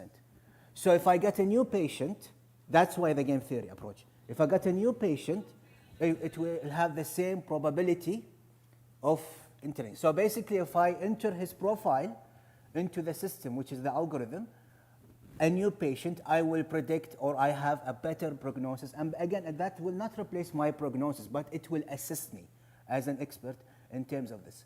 So that's in terms of clinical risk stratification. It is not difficult here. You know, the message here is not difficult. If you are a practicing physician or a health worker, work on building a registry. In 3-4 years, you will have 1,000, 2,000 patients with different profile, and you can use this machine learning algorithm in terms of helping improve your health. Now, one of the things also we use, and that's a project that we worked with the European Union, also here we worked in collaboration with health sciences, is how to use the same algorithm pipeline, but instead of, we have the classical risk factors that are present in registries, but also we have satellite images, we have rasters, we have all of these maps in which we predict outbreaks. So for example, this is an arbovirus. Arboviruses are basically vector-borne diseases like Zika virus, blue tongue, all of these things. So we use different environmental and ecological factors in order to predict where would be most likely an outbreak will occur. And basically also, viruses have strains, like Omicron have Delta, Alpha, Beta. Here we have like blue tongue have serotype 1, serotype 2, serotype 3. And what this is basically, we as epidemiologists know this from when you have a new emerging pathogen, it will always evolve into different variant, and each variant will behave differently, okay? And this is what we also integrated within our machine learning. And you never hear about that. When people present your prediction model, they don't account for, the different behavior of different strains. And then also the same thing, we know what is the environmental and ecological predictor, okay? And then we produce these risk maps, heat maps, showing you the probability. So there are places that were not sampled. So those are like, for example, the sampling location. And we can see that, okay, it's predicting the same as what we sampled, but then there are, do you see here, this island? This island had no outbreaks, but then we predicted that there were outbreaks.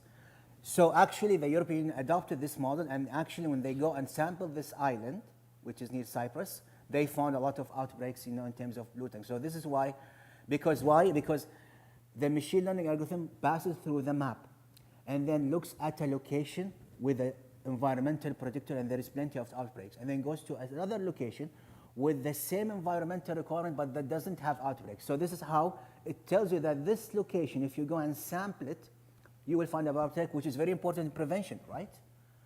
Because, we are, so this is basically, again, also, again, interaction.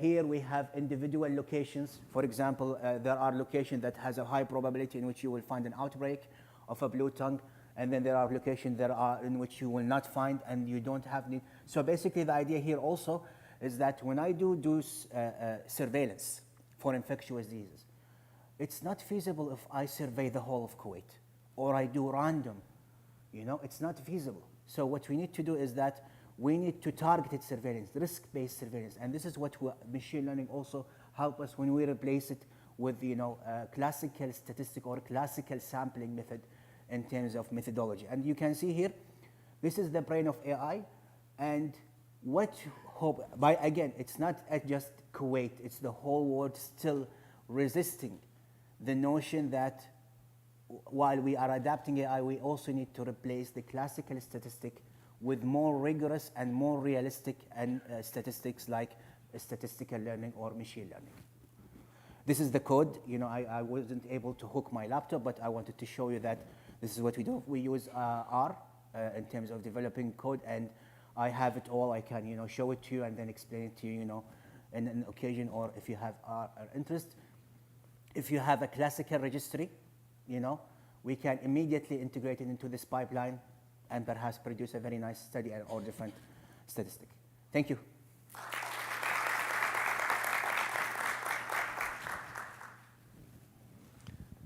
Thank you, Dr. Mohammed, for the great presentation. We can take questions from the audience.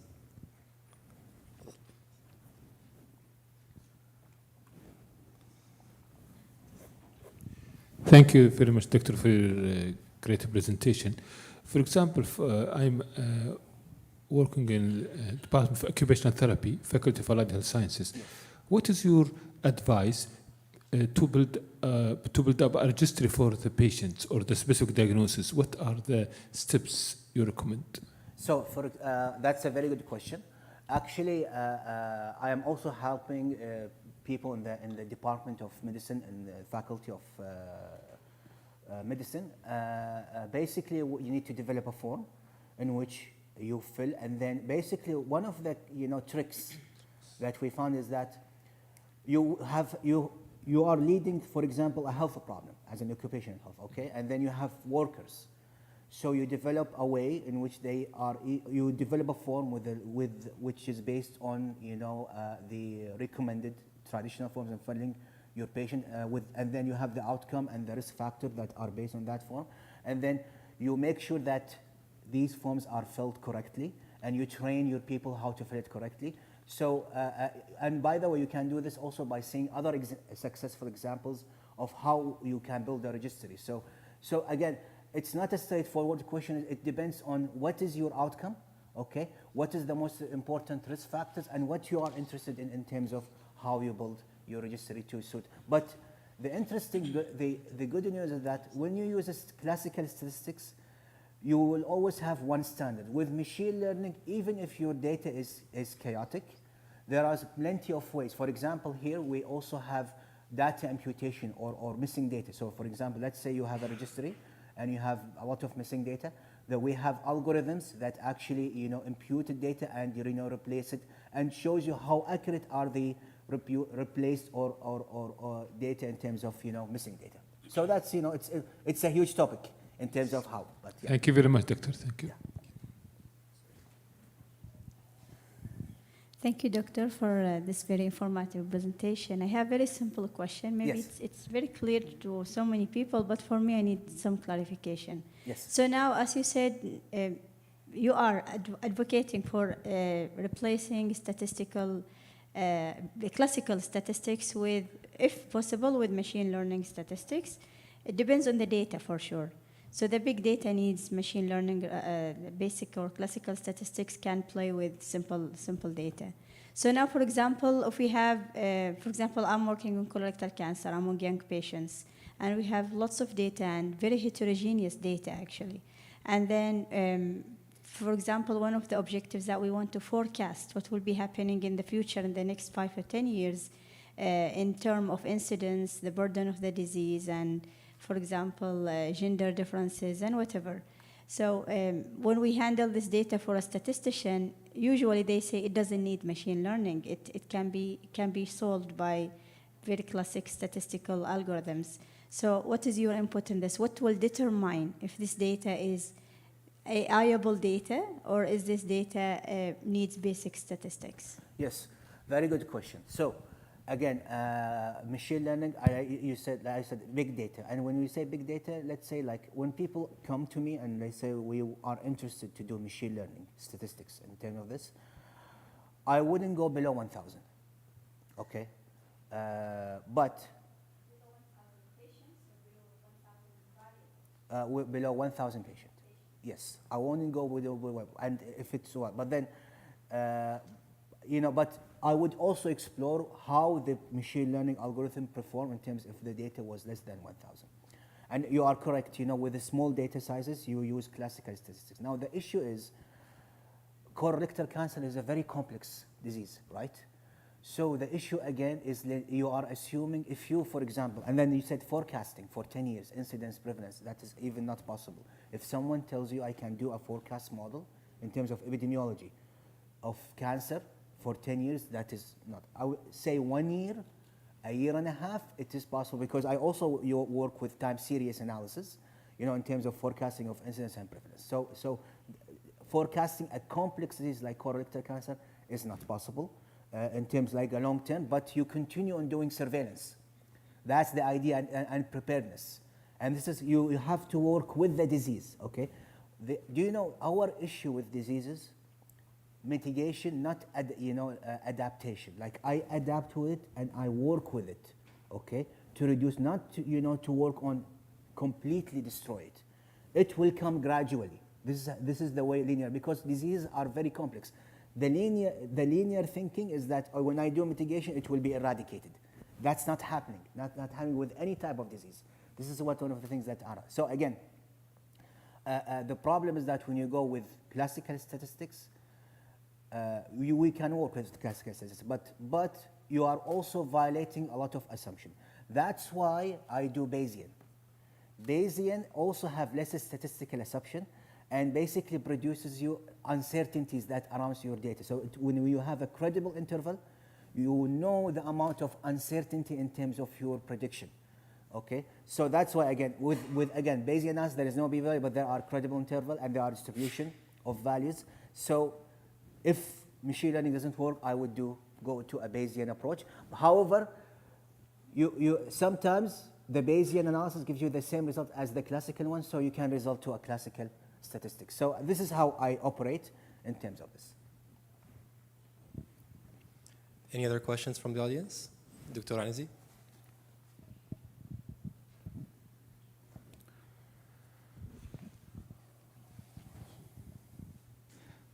Assalamu alaikum, Doctor. Allah يعطيك العافية. One question about the ROC, receiver operator characteristic. Yes. I mean, I find it difficult to decide if it's clinically significant when I use like certain parameters to predict a disease. I mean, what percentage you consider clinically significant in terms of ROC? Is it dependent on the power, dependent on if you are using repeated measurement or not, or it's just dependent on the sample number? I mean, the patient sample number. Oh, well, sample size have a rule in it, of course, okay? But in the same time, again, it's not just this, it's not just the area under the curve. We also have to assess the sensitivity and specificity, okay? So again, these are different parameters, and then also we have the accuracy, which is a component of both. So all of these parameters need to be assessed, and again, and as you said, you have the sample size, you have the design of the study itself, how you are detecting, also the performance of the diagnostic test itself, okay? In terms of biology, the factors, the intrinsic factors. So you have the sample size, you have the intrinsic factor of the diagnostic test, and then you have the intrinsic factor of your patient in which you have sampled. So it's very complex, multi-series problem in terms of, deciding how to, for example, let me tell you one thing. I have 2 pipelines of machine learning, area under the curve in which I develop an algorithm. I have one sample size that is 2,000, and then I have another sample size that is 6,000. When I apply the same algorithm, okay, both of them picked different good algorithm, but the one with 2,000 had a much better accuracy than the one with 6,000. And again, it's a complex issue, cannot be answered simply, but we know why this happened, because you need to think about other factors, and that's epidemiology in the end. You see what I mean? Yeah. Sorry, do you think repeated measurement have an effect on the ROC?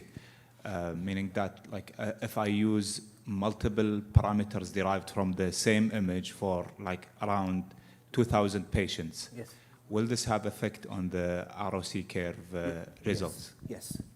Yes. Again, the design and the increasing the sample size, yes, it will certainly have an effect. question?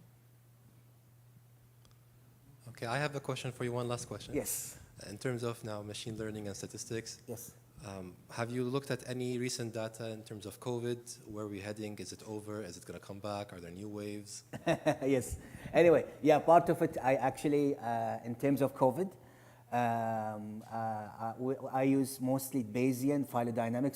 When we talk about pathogens, we don't think about the number of cases or it's over or not. We look at the genome itself. So I work on phylogenetic, which is a very powerful and robust. And actually, phylogenetic is part of what we call computational biology, okay? Which is also even more powerful for health than even machine learning or artificial intelligence, because it's very complex and accommodate a lot of complex biology in terms of patient. Now, for COVID-19, when you look at the phylogeny of COVID, phylogeny, basically the genetics, the mutations, it's continuously ongoing. Again, we published paper on earlier variant, Delta, Alpha, and Beta, and now I'm working on Omicron to see how it's going to be, the situation, and whether it's going to, mutate more and more. And my preliminary results show that this will not stop. We have to live with it, and it will be like kind of another bad flu that we have to live with it, And and basically, the interesting thing about COVID is that there are anthropological components related to the spread. For example, it's an indoor disease. So you will see, for example, in Kuwait, we have spikes in summer. Okay, so it's going to be like the summer flu for us because we tend to inside and there is the air condition. And again, that's what the scientific community or the WHO were very late in announcing it, that COVID most important mode of transmission is air, not direct or droplet like the flu, okay? And when you have a virus that is, homogeneously transferred through air, it will be highly soluble and it will be highly mutating, and it will resist vaccine, okay? And this is what also another message, we expected that I was wondering when they said if you do the 2 doses, it's over. No, it's not gonna be over. This is a respiratory disease and that has high mutation. You will have to live with it, and if you are at risk, you will have to vaccinate against it every year, just like the flu. So again, COVID is our new flu, and we have to live with it. So, and again, I'm still receiving calls. Oh, there is this new PPX variant. I said, let's talk about it. I said, there is over 150 variant in the past, which is abnormal for a virus, by the way, to mutate this way. But again, if we're gonna talk about each variant, we are not ending the story, We have more different important problem, especially with a disease that causes 0.0001% mortality. So for me, I prioritize focusing on heart disease, on cancer, on other infectious diseases that actually causes a higher mortality than COVID. Thank you so much. Yeah.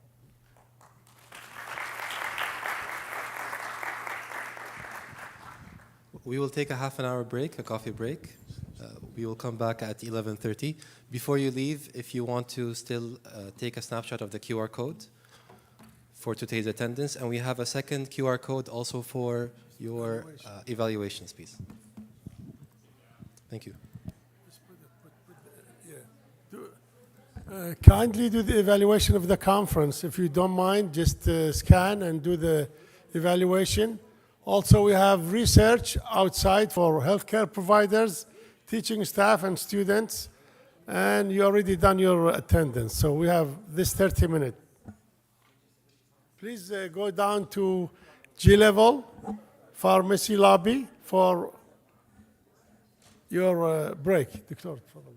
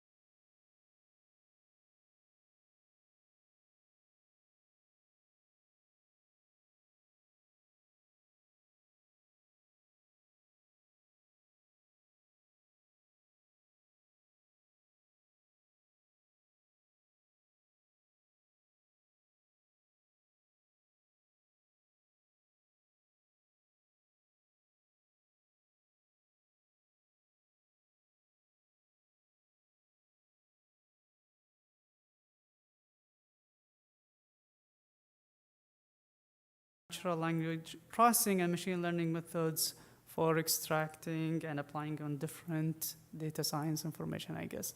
So we would like to welcome him, and I will leave the floor for him. Thank you. Assalamu alaikum. It's a pleasure to be here at Kuwait University. So first of all, I would like to apologize for this very long title. So I'll just make it really short.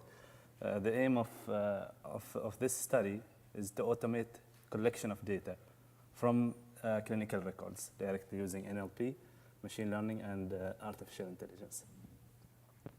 So as I think many of you know, the leading cause of death worldwide is cardiovascular disease. That's the current situation worldwide. However, in many countries, specifically developed countries, high-income countries, the leading cause of death is cancer and not a cardiovascular disease. And the World Health Organization is predicting that cancer will be also the leading cause of death in many countries around the world, including our countries as well here in the GCC.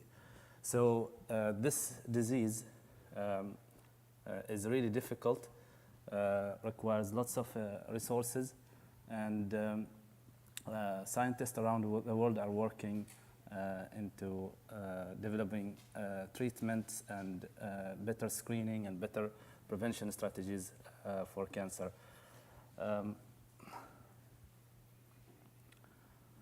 So cancer now is the leading cause of death, despite cardiovascular being the worldwide leading cause of death around the world.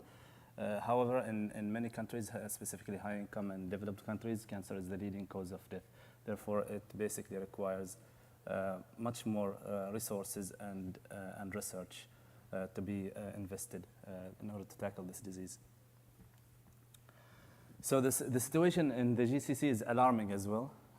In Oman, for instance, this is the incidence, the rate of incidence from early 1990s all the way to most recent figures in 2018.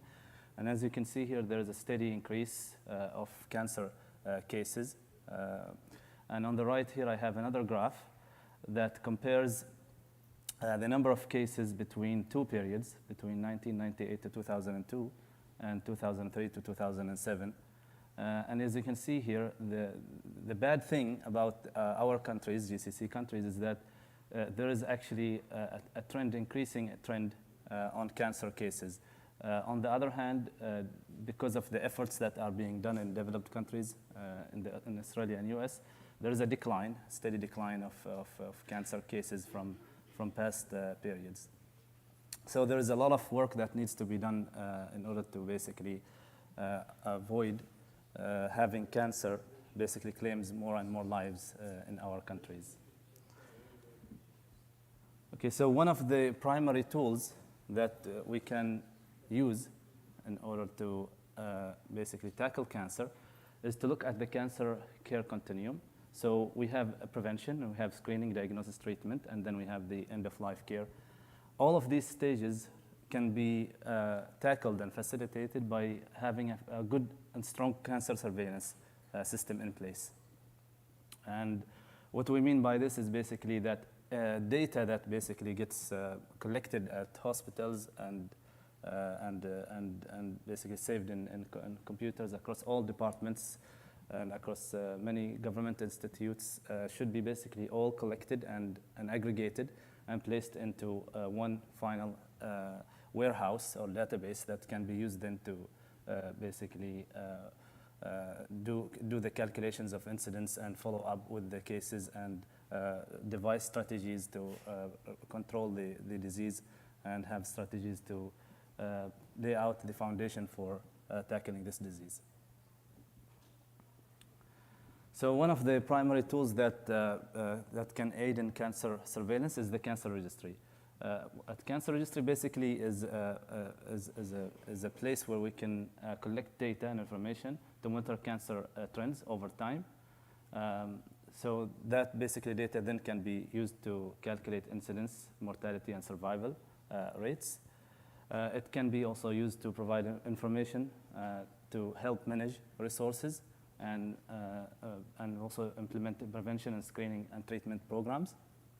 And then at the end, we can also evaluate the success of these treatments and these policies and evaluate the impact and effectiveness of these policies across the population.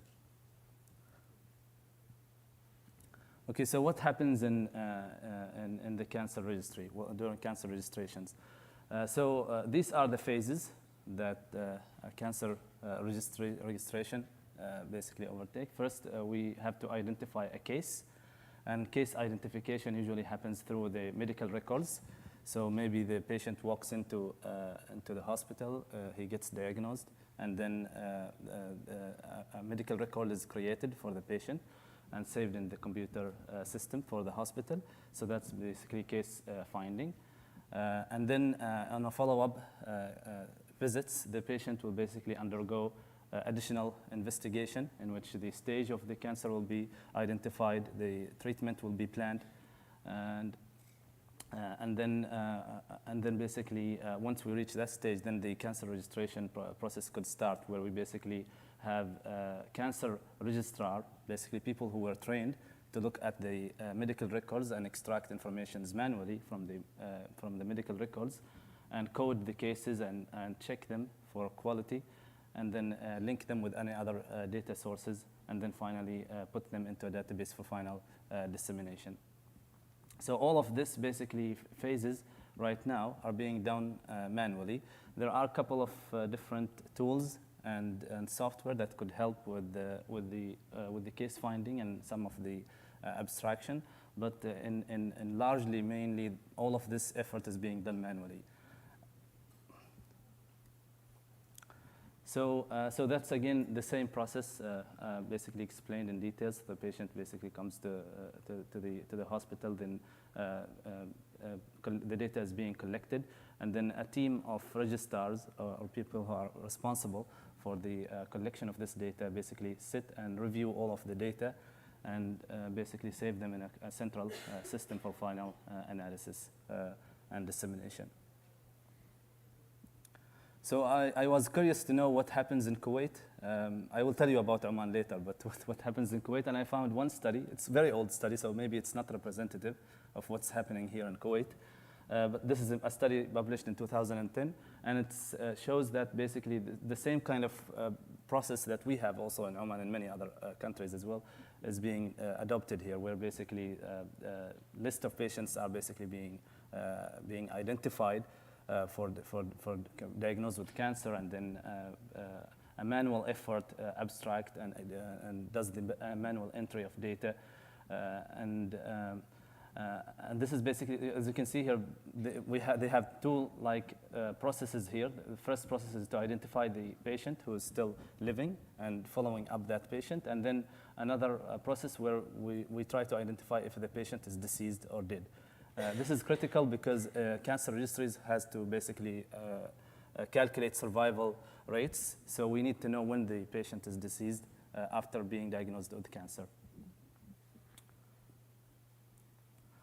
Okay, so this manual abstraction is really expensive, and it's prone to errors. So as you might imagine, going through the records, the medical records, reading patients' notes and finding the information, finding the needed information for the cancer registry, and then having forms that needs to be filled. All of this process is really prone to errors and very expensive, and it affects the quality of the data and the completeness of the data and the accuracy of the data. And over the long term, it is unsustainable. And on the right here, I have a figure from the CDC in the US, a study that was conducted by CDC around the data of cancer that is available worldwide. As then you can see here, Asia, about 6, that's, maybe this is not a true figure, but that's at least what the study concluded, is that 6% only of all true cancer data is available in Asia, for instance. That includes also our countries here, in comparison to, for instance, North America, 95%, and Europe of 42%. Okay, so what needs to be done here? Well, we need to have basically an AI system that can look into the data, the medical records, and extract the information and load it into databases automatically. Then those information basically gets reviewed. So we want to increase, we want to automate this process. We want to have the algorithms go through the clinical notes, go through the medical records of the patients. And because this happens over time, so the patients come to visit the hospital multiple times, so you'll have to look at multiple records across time, and have all of this data collected by the AI algorithm, and then basically proposed into the database for final review by humans. And this should facilitate, or at least help speed up the effort and help improve the accuracy and the completeness of the cancer registry.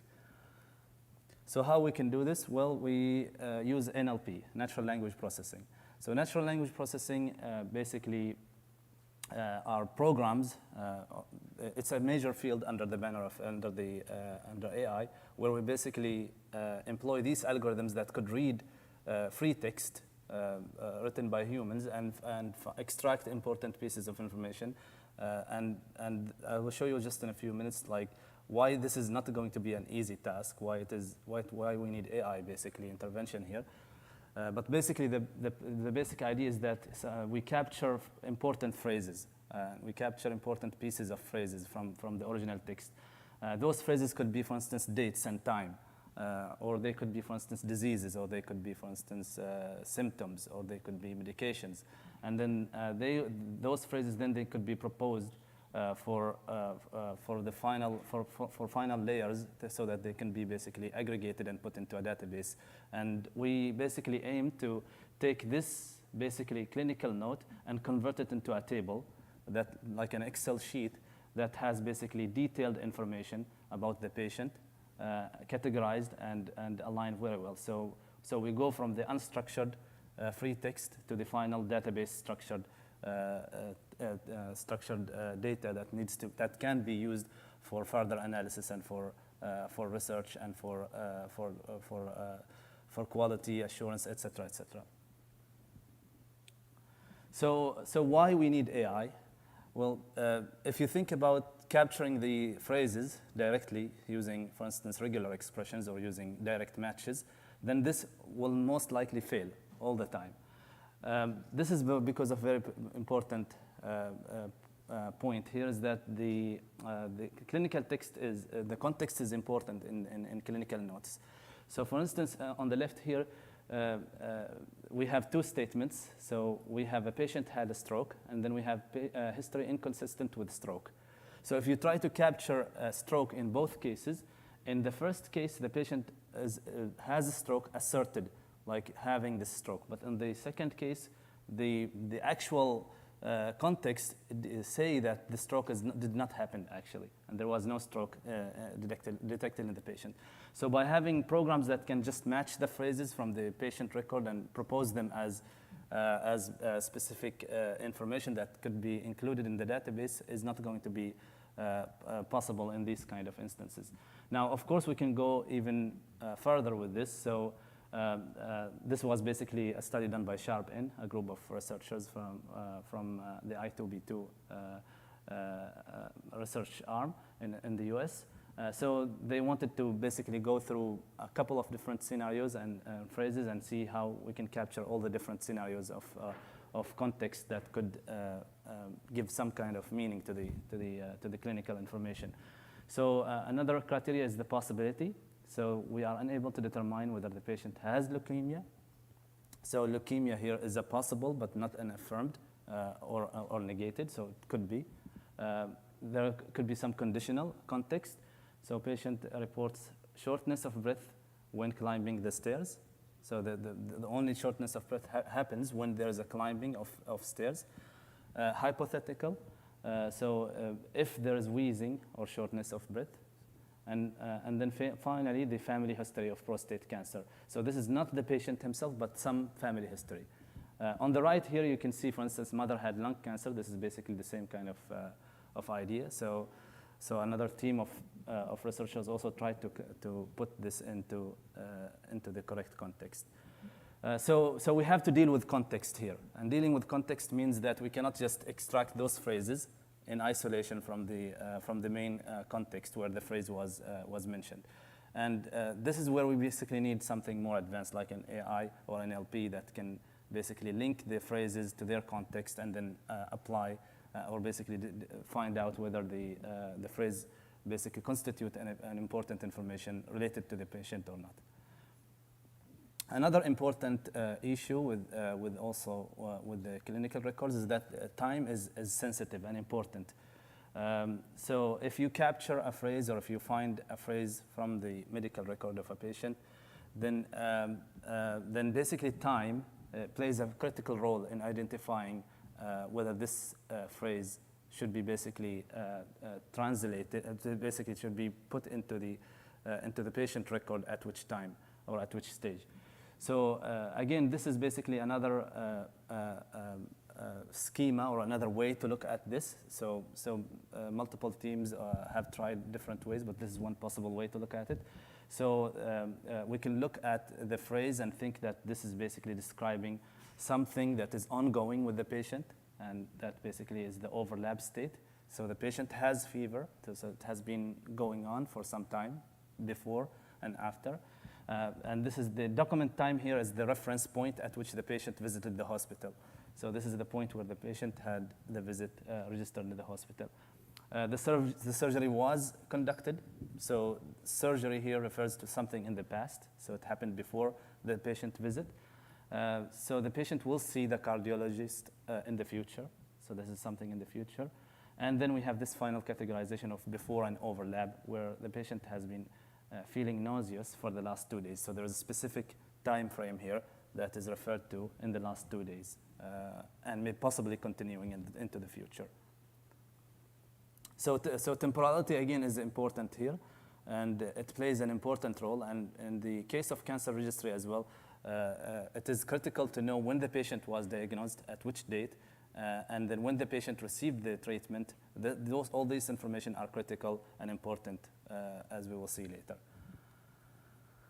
Okay, so the aim, the general aim in the study is basically to envision in the future an NLP layer, natural language processing layer, that can basically silently or behind the scene, after the doctor finished writing the note and save it into the computer system, then there will be an NLP layer that basically goes through the medical record and extract, transform, and load the data into some kind of central database for further review later when the necessity arises by researchers or by other healthcare providers.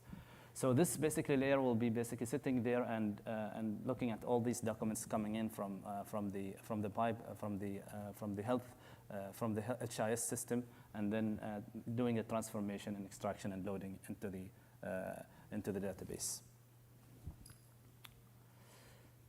Okay, so we like to think of NLP like a pipeline in which you basically start with the text, with the free text, and then you build basically using building blocks. You try and basically discover one piece of structure at each stage. So we start by, for instance, discovering the words, the individual words, and then building those into sentences, and then flagging the words that could constitute medical concepts using some form of databases or using some form of terminology or ontology, and then linking those concepts to context by basically finding the grammatical structure of the sentence and trying to be able to link each concept with the context. And then finally loading all those, cleaning up and making the final concepts for final inclusion in a database in a tabular fashion. So in the study, and this was mentioned by a couple of different speakers before me, in AI we have all these different approaches. So in this study we adopted the supervised learning approach, in which we basically ask human reviewers to give us the answer keys. So they go through a medical record and they give us the possible answer key that needs to be used in order to evaluate and train a machine learning algorithm. So the process basically goes by feeding the documents and feeding those phrases that needs to be found in those documents into a machine learning algorithm. The machine learning algorithm hopefully will learn how to basically identify those phrases from those documents in the context and basically build a predictive model. So we think of this task like a prediction task in which basically the input is a text and the answer key is basically the phrases that needs to be discovered from the text. And then the model will be able to go through all these documents and treat each individual word as a candidate for prediction, whether it should be included or should be excluded at the end. Okay. So one of the important resources in supervised learning is to have the answer key. And what we refer to here in the study of NLP, something known as the gold standard. Okay, so what basically happens here is that we ask experts in the domain to go through the medical records again, and they basically highlight the words of interest. Now, this is fairly complicated here because this has been done across different specialties by different people, but eventually if we are interested in finding specific pieces of information, oncologists will basically be required to go, for instance, and review cancer records so that they can flag the stage, for instance, of the cancer or the treatment that was given to the patient, and classify or basically label those keywords and those phrases. Now, this might not be doable on a very large sample, but at least we do this so that we can have a gold standard that can be used for evaluating the algorithms and for making sure that the algorithms are doing what is intended from them to do.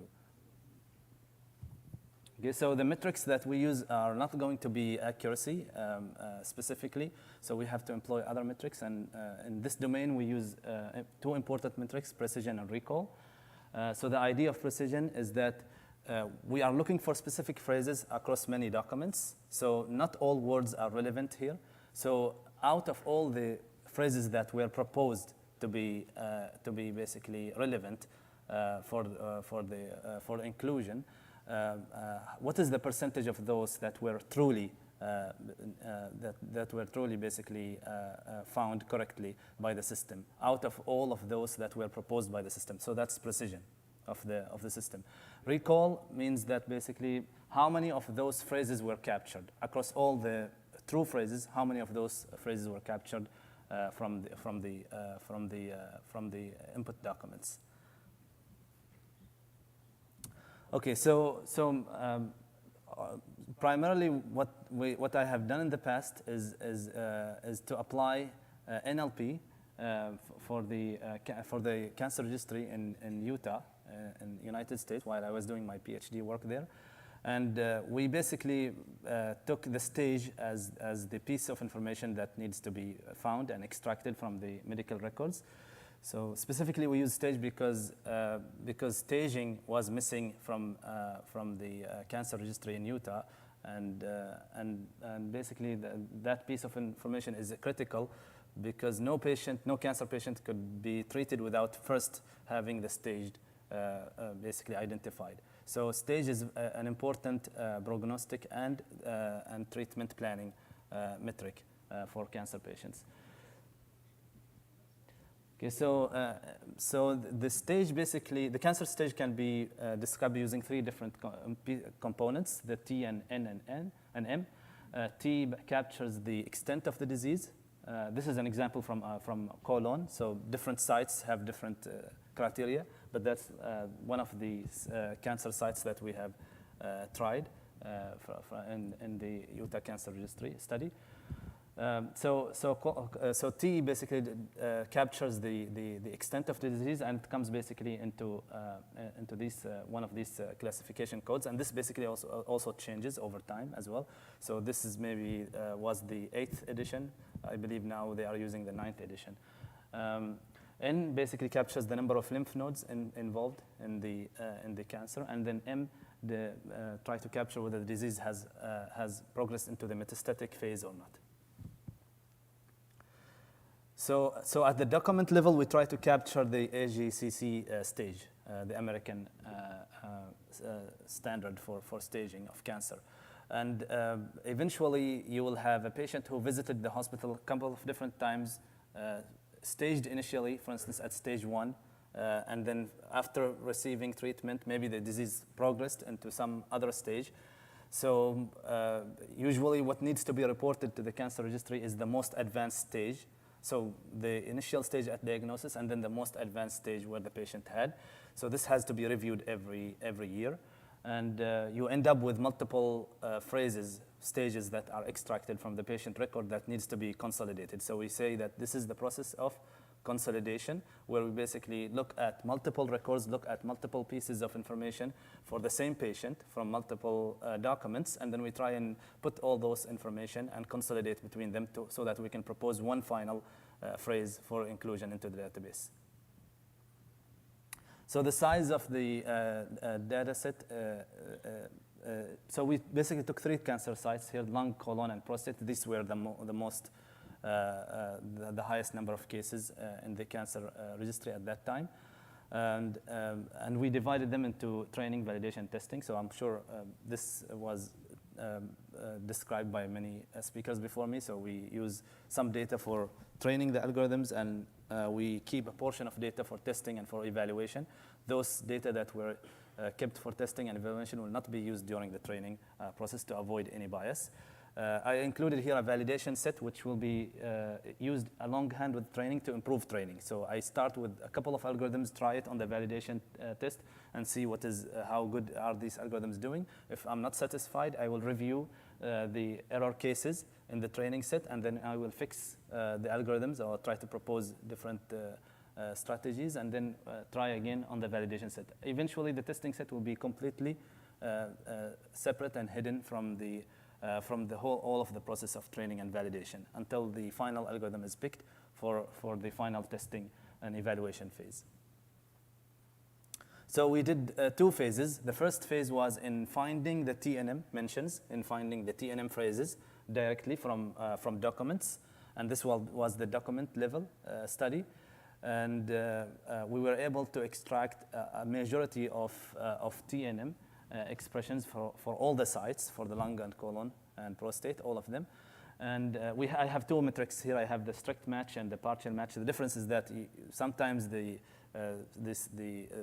stage is mentioned using 2 words. For instance, stage T1. So a partial match will basically say that the algorithm is correct, even if it does capture part of the phrase and not the full phrase, as long as the important element is being captured here. Okay, so this is basically the final F1 measure. The F1 measure basically is the mean, the average between precision and recall, and we basically achieved very high performance on the TNM mentions. Now on the right side here, you see pathological, clinical, and this basically means that the TNM mention could come from a clinical note, or it could be coming from a pathological report, laboratory report. And it was, at that time in Utah Cancer Register, they wanted also to know where is the source of this TNM mention. Was it from the pathology report or from the clinical note? So this basically was trying to measure how good is the algorithm in identifying the source or basically the classification of the TNM mention. And we did quite well as well here to some extent with the partial match. Okay, so next we do the consolidation. So after we looked at, we developed those algorithms that could find the TNM mentions. So again, the patient could have multiple TNM mentions, how we consolidate them and put them into a final piece of information that needs to be included into the final database. So we do this is measuring the consolidation, the consolidation of the stages into one final stage at the patient level. And I have here 2 things. I have the baseline and I have the linear SVM. And sorry, there are lots of numbers here, but I'm going to make them, just give you the summary here. So for consolidating of M stage, the proposed algorithms did really well as well. So we are talking about a range of accuracy across all the sites from 93 all the way to 98% in comparison to the baseline. The baseline basically did something simple. So it was like, for instance, 2 rules. We take the highest stage or the most advanced stage and include it into, and consolidate it and make it at patient level. And then we have the consolidation of T and N. and we had better accuracy on colon than prostate and lung. Lung was the least accurate in terms of consolidation. And we tried to do some kind of analysis on the results, and what we found is that since the colon staging is the criteria for staging a colon is much more easier, so it tends to be always there in the clinical record, mentioned easily and nicely. But for prostate and lung, it is a little bit more difficult to stage a patient, so it is sometimes hard to capture those stages even by cancer registrars. Okay, so again, so the error analysis also revealed some of the things that we were doing and we were not capturing at the time of training and validation and development, but later on after testing and doing further basically analysis, we found out that many of the error cases basically were confusion of the algorithm in finding, for instance, this TX here and linking it with a stage for cancer, whereas here it's an abbreviation for treatment, or for instance, matching random alphanumeric terms that were not relevant at all to the stage. T2 or T1, which basically are MRI biomarker references, so they are not even relevant here.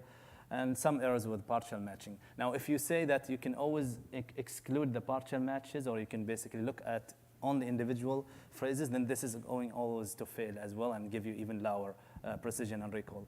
Why? Because not all of the stages are mentioned with the spaces between them. So you end up having to include those as well, mentions.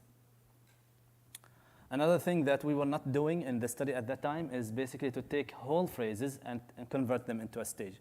So this is basically coming directly, for instance, from one of the clinical records, and it basically looks exactly like one of the criteria for staging colon. So tumor invades into, but not through the visceral pleura. This basically is T2 criteria. So if the machine learning algorithm could be trained to look at those whole phrases or whole sentences and put a stage into them, and that will be basically doable by having the annotators or the labelers who create the gold standard to flag all those phrases and put the actual stage for those phrases. Okay, so this is also another phrase here. So 8 lymph nodes.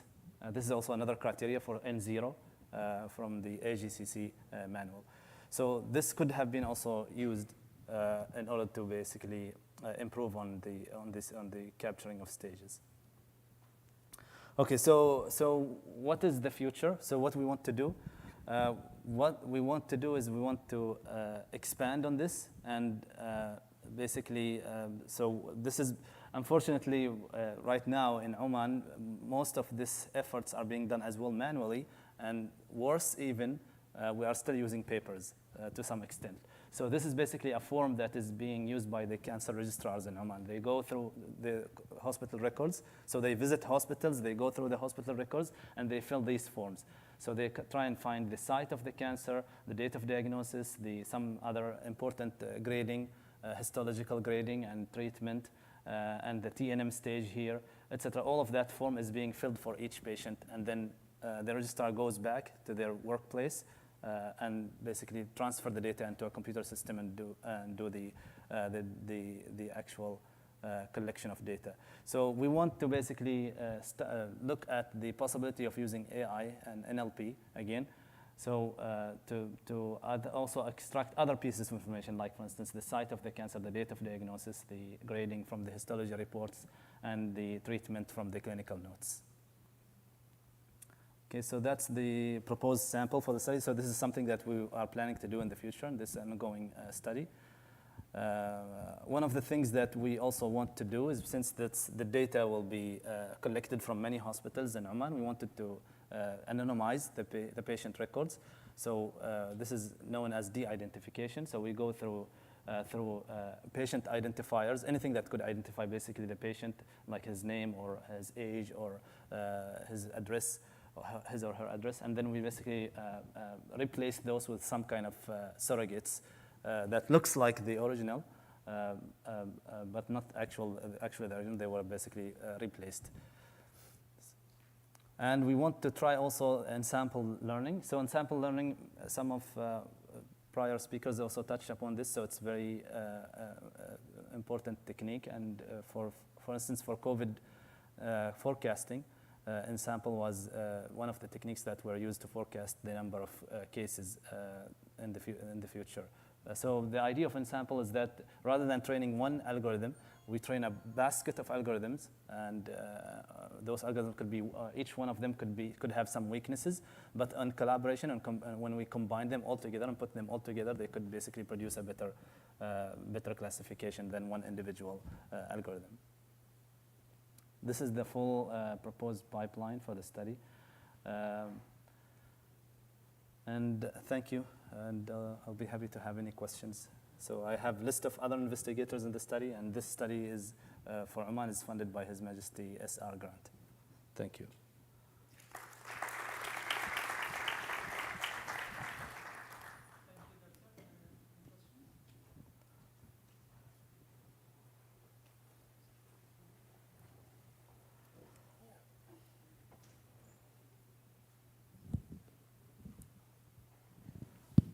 Thank you for updating what you are doing in Oman.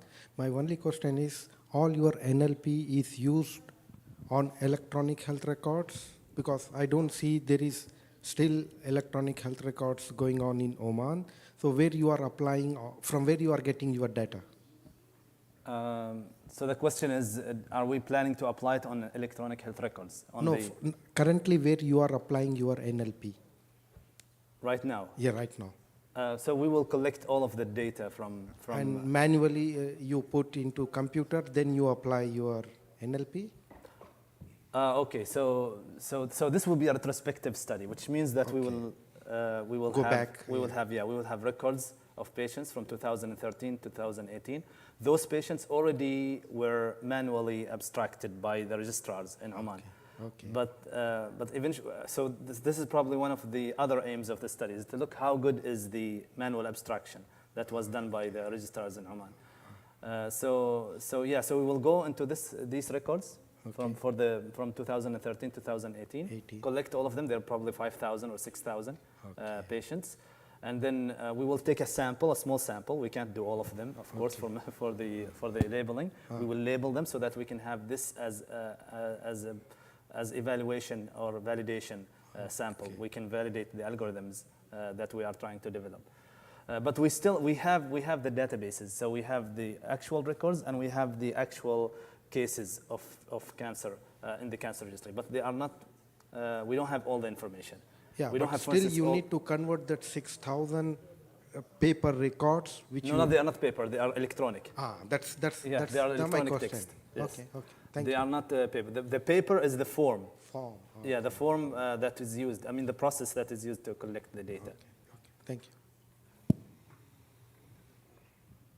I think we have time for one more question.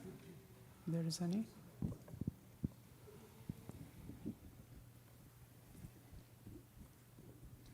Okay, I would like to thank the speaker. Thank you very much. I think we are going to have the panel discussion next. So be with us. Okay. I need to put this. Where is the evaluation?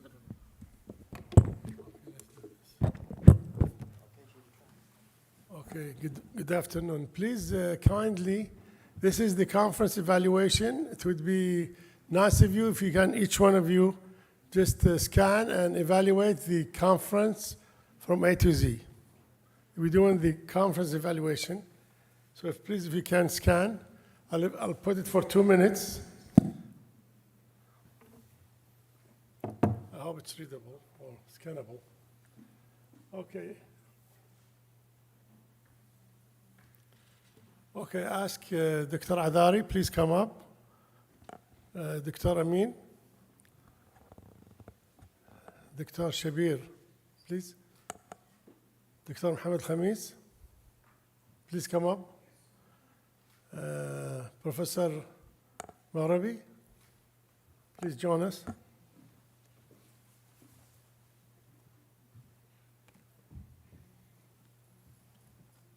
Dr. Abbas, please have a seat.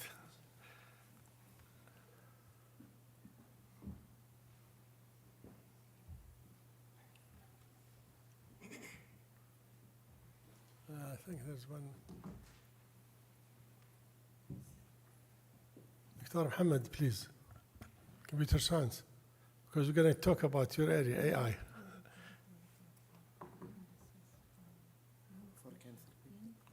Dr. Ahmed, you have another chair. Maybe you have to bring. Tell them to bring another chair, please.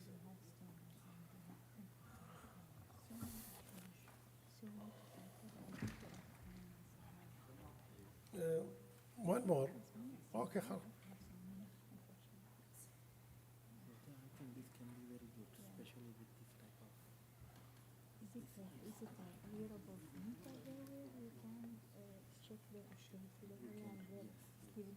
Or is it already existing Apple Watch? Is it something customized? We don't need to have Apple Watch. No, I'm not. I'm going to do this. You can use smart. Okay, okay. Yeah.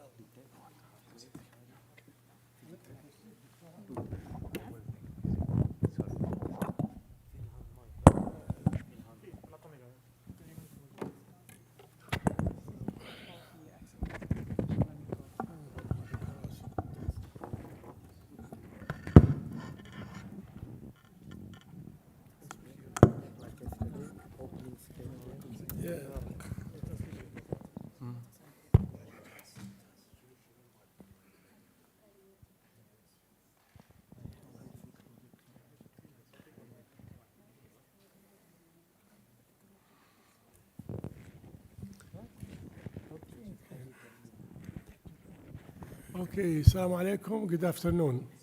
This is our last session of the day. After that, we will have our recommendations and resolutions for the conference. The theme of the conference, this is the first theme of the conference really. It is, as we know, it's the first international conference on AI, artificial intelligence, specifically in health sciences education and healthcare application. Yesterday, even though we didn't have much time, inshallah, in the future, if we are allowed to do that, to continue and pick up with the application because it's a big area. But I think since we are sitting in a university setting, and this is one of the mandatory issues that we have really to start moving up. I think the president of Kuwait University already put in the press release that we need to do the moving up from the classical or the conventional way of teaching to pick up with what we call the AI. Now, AI is a big area, but especially when we try to incorporate it in the curriculum, it's a big issue. So we have really from different schools. Now we have Professor Amin from Canada, Dr. Adari Zahabi from Oman, and Professor Shabir from Taiwan. We have Dr. Mohammed Khamis from Public Health. We have Dr. Abbas Fairouz from College of Engineering. We have Professor Maghrabi from Australia, Professor Maghrabi. We have also Professor Matthew from Faculty of Allied Health Sciences, which represent the medical lab. And then we have Dr. Mohammed Samawi from Computer Science. So, mashallah, we have a good, I don't know, but we have a full hour. I hope I'm going to give everyone 2 minutes, since we are about 10 or 8, just to give a perspective of how really the theme or the panel should be around how we can introduce AI into the curriculum instructions in the health sciences schools. Okay, maybe you can give us your perspective from where you come from, how did you do it, and then we will have the floor open to the audience, and then we have questions. So I'll start with, if you don't mind, I'll go to the right. Please, Dr. Amin. I have a mic. You have a mic. Yes, I have a mic. I have a mic. So I have 2 minutes. 2 minutes. Yes. Time start now. Yes, thanks so much for this. Thanks so much for this introduction, Dr. Hamza. Since I have 2 minutes, probably I can give an example in rehabilitations. One clear application of AI in education and rehabilitation would be 3D anatomy. The idea is to use any information from a radiography expert, translate it into 3D anatomy, probably having 3D anatomy on screens that we can zoom in and out to teach students better way of looking at bones, muscles, structures, etc. Or probably think about something futuristic, but that exists in some countries, some university, which is hologram. So if I am here teaching students, I would be sending from my computer or any other device, maybe even a tablet or a smartphone, an anatomical element, a bone structure, an organ, something like that, to my students, and we have it in the environments, and we can co-manipulate it together. So I believe this is a better way of teaching anatomy. It looks very basic, but it is not at all, actually. It is very interactive, so it speeds up the training of students for grade 1 and grade 2, and probably for advanced manipulation it can be also, I'm thinking of anatomy, functional anatomy, biomechanics, things like that. So this basic teaching, but very important, especially with the new generation of students who are used to use technology in very natural way. Did I make it in 2 minutes? You still have 1 minute. Okay. You have 39 seconds. Oh, that's it. I will pass it to Dr. Adariel. I can take the 30 seconds. Yes, for sure. Ladies first. Thank you, Dr. Hamza, for this opportunity. Actually, for AI in medical education, it has 2 dimensions. The first dimension is to use technology to improve education, and the other one is to teach medical students and healthcare students about AI. And I will talk from the other dimension. For us in Sultan Qaboos University, we had a task force committee to see where can we introduce AI material or AI oriented learning objectives into the curriculum, so we prepare our future healthcare workers with the needed information, because in the future AI machines and softwares will be embedded in the clinical care. And what we did is we are working on having a solo course that is specifically focused on AI and healthcare applications, but that for sure it will take a couple of years till it gets approval from curriculum committee and the administration and whatever. And meanwhile, we decided to embed some of the learning objectives that are AI oriented into the pre-existing courses.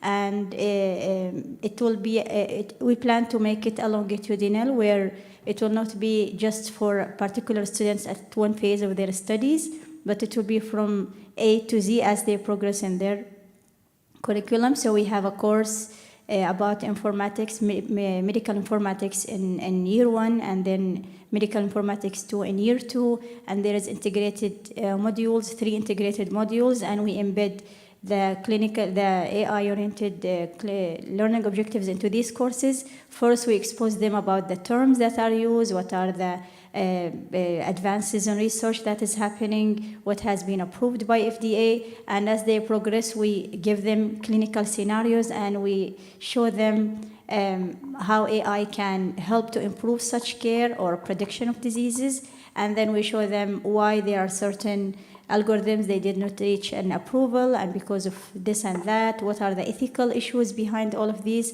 and what will be in future, what they will be facing, and how they can act with such AI-related ethical issues. And this is what we did. It's in the process of publication now. We have the data, and I'll be happy to share the experience with educational people from Kuwait University. Thank you. Can I? Yeah, go ahead. Yeah, thank you so much once again for providing this opportunity. Before I getting into the topic, I just want to ask anyone know which is the best schooling system in the world? Which country has the best schooling system? Kuwait. Finland. And will be Kuwait. It is Finland, not because... In Arabic it's Kuwait. Yeah, okay. Yes. Finland in Finnish, and in Arabic it's Kuwait. Okay, perfect. No, the reason why... Okay, the reason why they are the best schooling system is they apply natural intelligence, because they don't trust in the examining systems like we do here. They never stress students, you should do this, you should come first. No. And that is exactly what we can do by applying AI in evaluation. So once again, I want to make clear, here we are not talking about teaching AI. Here we are talking about how we can apply AI in teaching and in evaluation.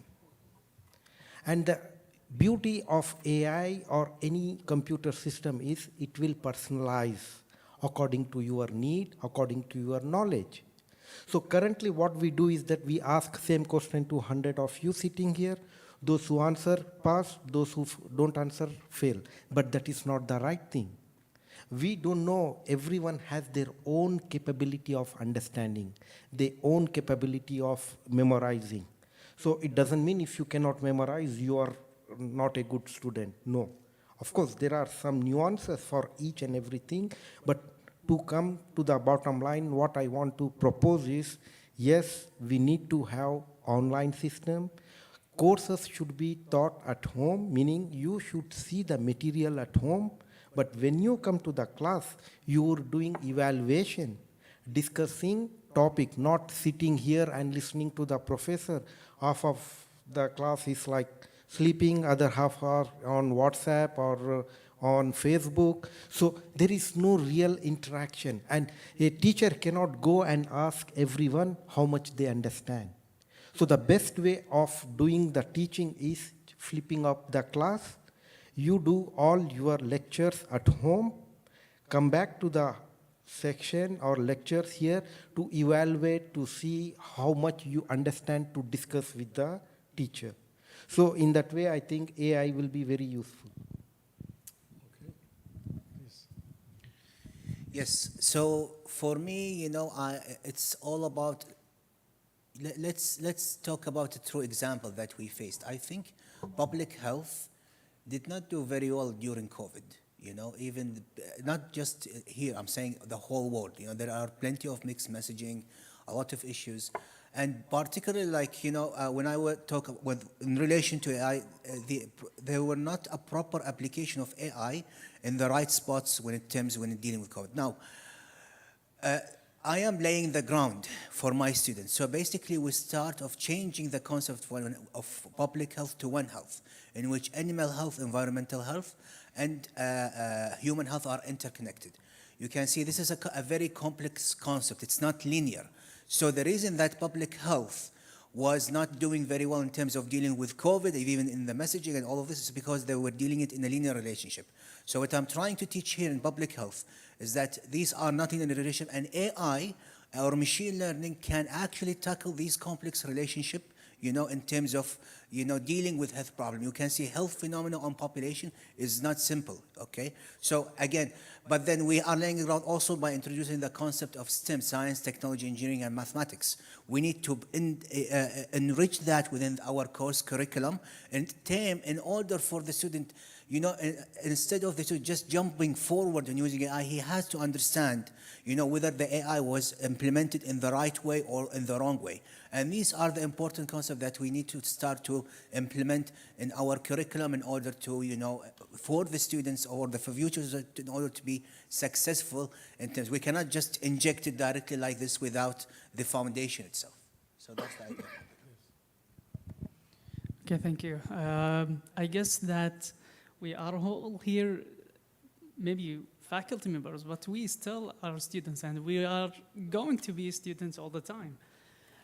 So for the engineering perspective, I guess, for the AI and how we can apply the artificial intelligence with all the aspects of the AI. Because when we say AI, it's a big umbrella. So you are going to talk about natural language processing, machine learning, robotics, all these aspects, they rely under the AI umbrella. And it's important for us as engineers to understand the foundation, as Dr. Mohammed said, that we need to teach the students how we present the idea of AI for the students in order to make them to apply the AI for all other fields. including the healthcare and also in the education that I believe that in the education system that we have, even for the elementary school, middle school, high school, they need to learn these basics at least, but with a lower level. So once they came to the college, they will have the basic idea about the AI. So when we talk about the AI, we talk about how to mimic the human intelligence with the machines. So we can apply that with different aspects. In our engineering college, we just actually initiate a club, a robotics and AI club, and we have a booth actually. I'm not promoting for it, but it's that's what the idea came from with the discussion with the council, and we said that the machine learning that has been to be introduced for all engineering majors, not just for computer engineers or computer science, because the machine learning and artificial intelligence has to be understood and applied in all different fields. And it can be used for the education and also for extracting the results. So I think this is my 2 and 3 minutes, maybe. That's it. Thank you. Okay, Jazakallah khair. So I kind of want to pick up on your point and sort of emphasize that in computer science and in engineering, there's a lot of students who are looking for interesting application areas, and health is an amazing application area, because often you find they're applying robotics and things for sort of mundane applications like games. Games are interesting, but it's very inspiring to solve problems in the real world. So it's important to give those students a taste of what's important in health. And so I want to pick up on, for health science students, I want to pick up on the importance of teaching informatics skills. Dr. Adhari has kind of covered it quite comprehensively, but what I would like to add to that is the notion of health systems. Because when we look at these technologies, we're not applying them in isolation, we are talking about them in respect or in context of the wider health system. And so at the university where I come from, we are now teaching a health systems course to medical students, to public health students, so they realize and understand the broader context in which these systems are being applied. The other thing that we are also doing is we're offering projects. Our MD students do 18-month research projects in health services and health service delivery. And that could be, just normal health service delivery projects like cancer registries and aspects like that, or they may emphasize more the informatics and the AI side. So kind of bringing together those important aspects. And then finally, sort of onwards for research training. Again, there are lots of medical doctors who are very interested in coding and they've never had a chance to sort of play with code. And so again, giving them internships and projects to kind of spark their interest initially, and then they might kind of come back to do a PhD or sort of further learning. So we try to offer informatics and AI opportunities right across the board, but really in context of the health systems course, because we need to be teaching more systems engineering and that kind of thinking to people in health as well. Thank you.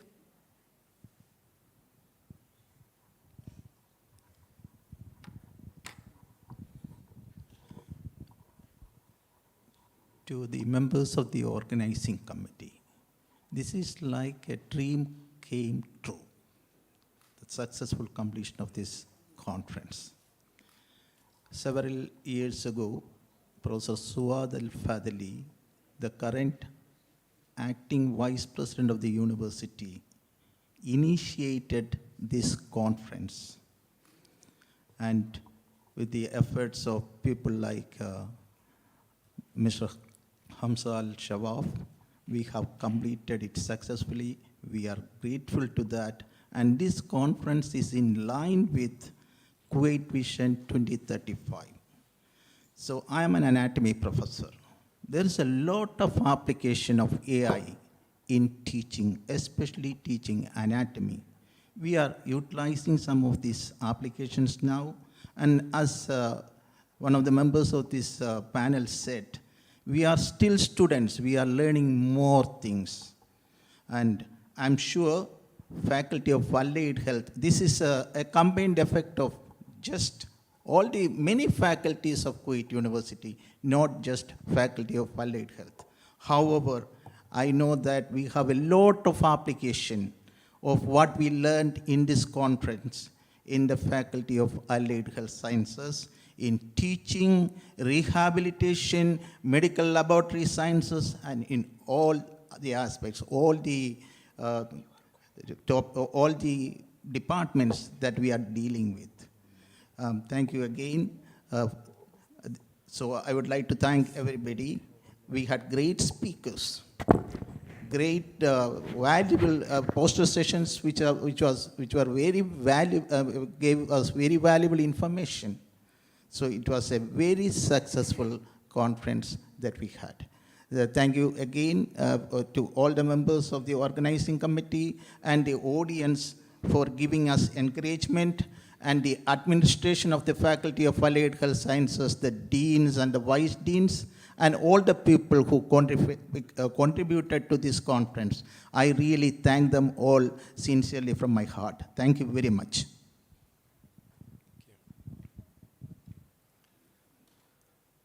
So today we've seen a lot about trying to educate the physicians and the students in medical school about AI. But there's also the double side of the coin, trying to educate computer science students about health. And believe me, when I talk on behalf of my department, computer science, this is very challenging on many levels. The first level is you're trying to educate students just on computer science itself.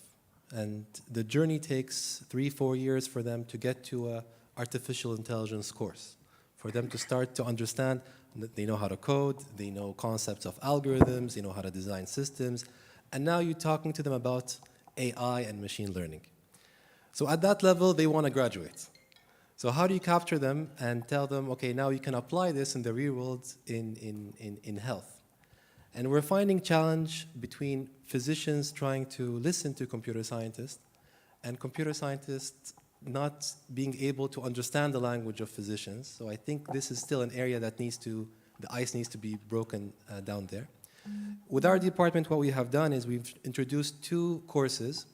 One is called computational biology. The other one is computational medicine. We're trying to engage our students to apply what they've learned at the graduate level and produce projects in collaboration with the hospitals here in Kuwait.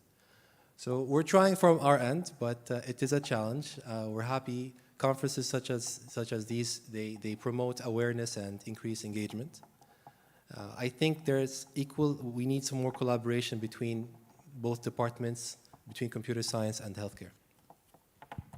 Thank you. Well, I thank my respected colleagues here.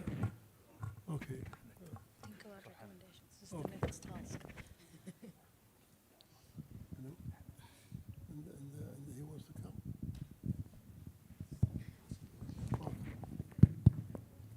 come. Thank you. I just want to add something. I want to thank the sponsors. Actually, why I want to thank the sponsors? Because they made the right decision by investing in science, which is what we want. Investing in such events is really valuable. We value this. It's really something that we embrace. Another thing that I just want to add is for our students. Actually, most of them, I'm talking on behalf of myself and my friend, Dr. Hamid. I was, empowered by you. I was trying my best to do the best of what I can do for this conference, honestly for all of you, but specifically for the students. Because you are the fuel for the future, and you have the 2 elements for the future scientist. Okay, the first element is the curiosity. The other one is the bravery to ask the question. So you have the raw materials for philosophers, for scientists, for all people who could change the world. So please, I mean, try to attend conferences more. You will find it difficult at the beginning, but it will become easier later on. We encourage you to be more involved in research, and all facilities are available for you, and the staff are available for you. And we encourage you as well to invest your knowledge in AI and try your best to know more about AI and involve and integrate the ideas of AI in the medical education and medical research. Thank you. Thank you, Dr. Ahmed. Okay, now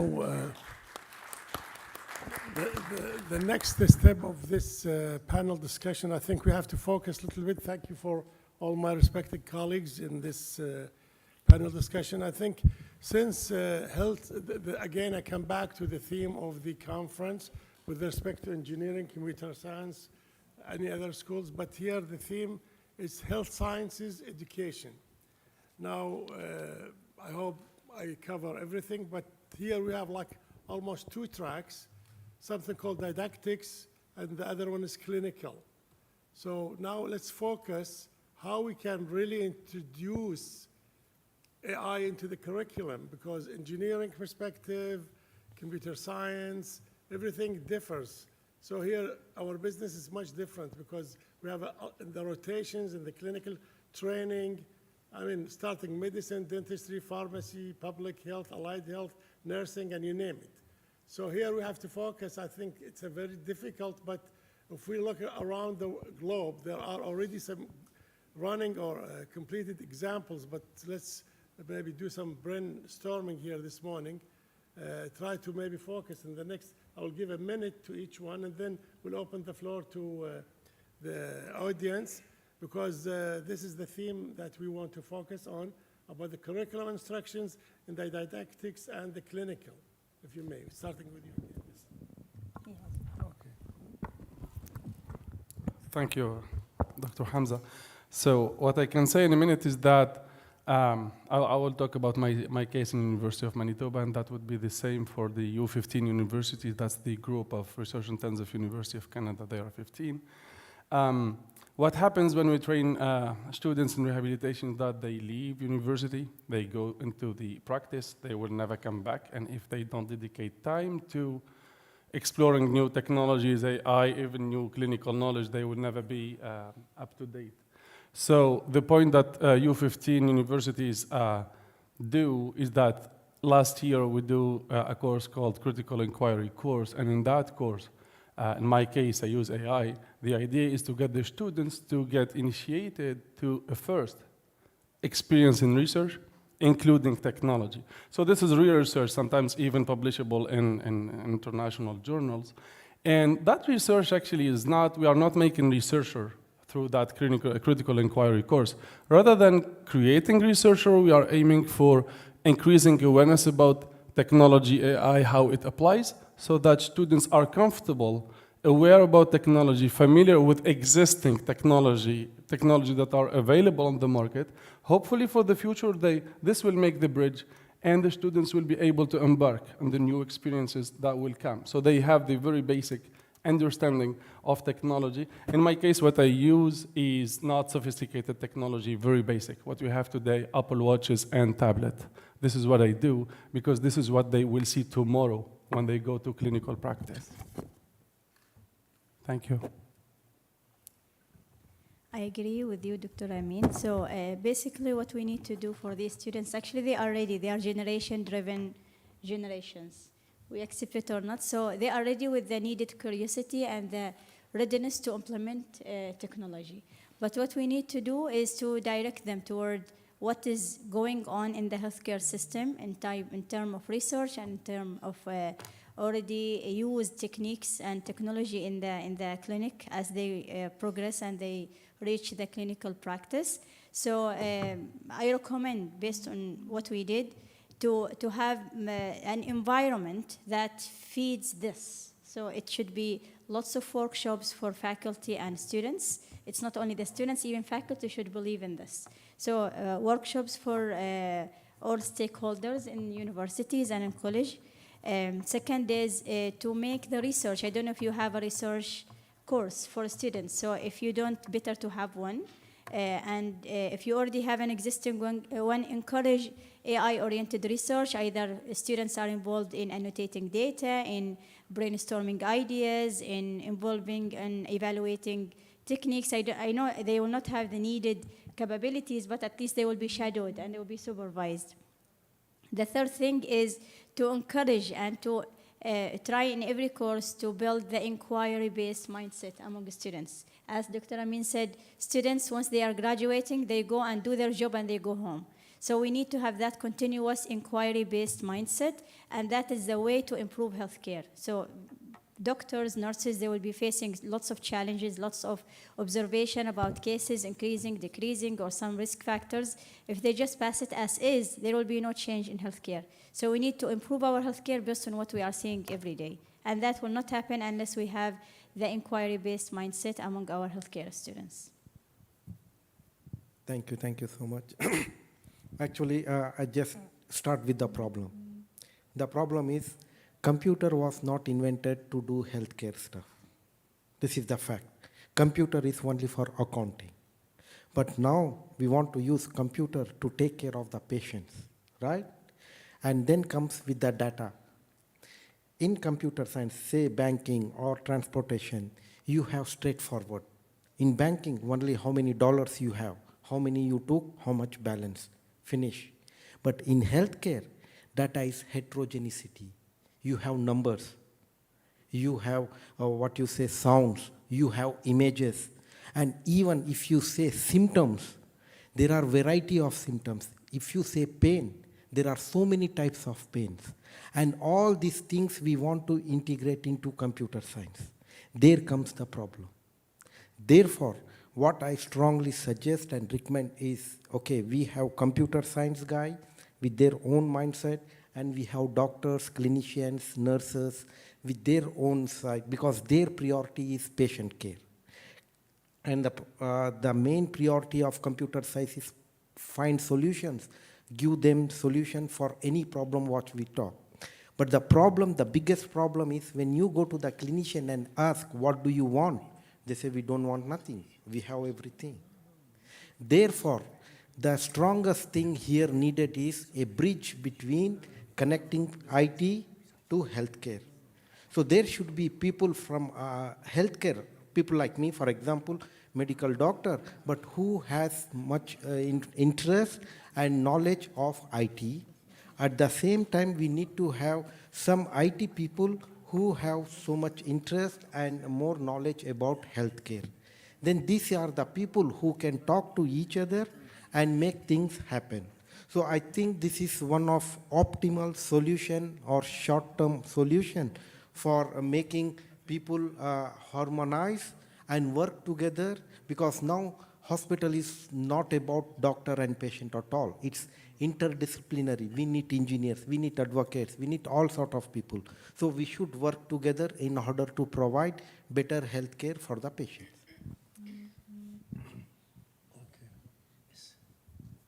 So, from my understanding, that we need to talk about the application of AI in didactics and clinical. Didactics and clinical.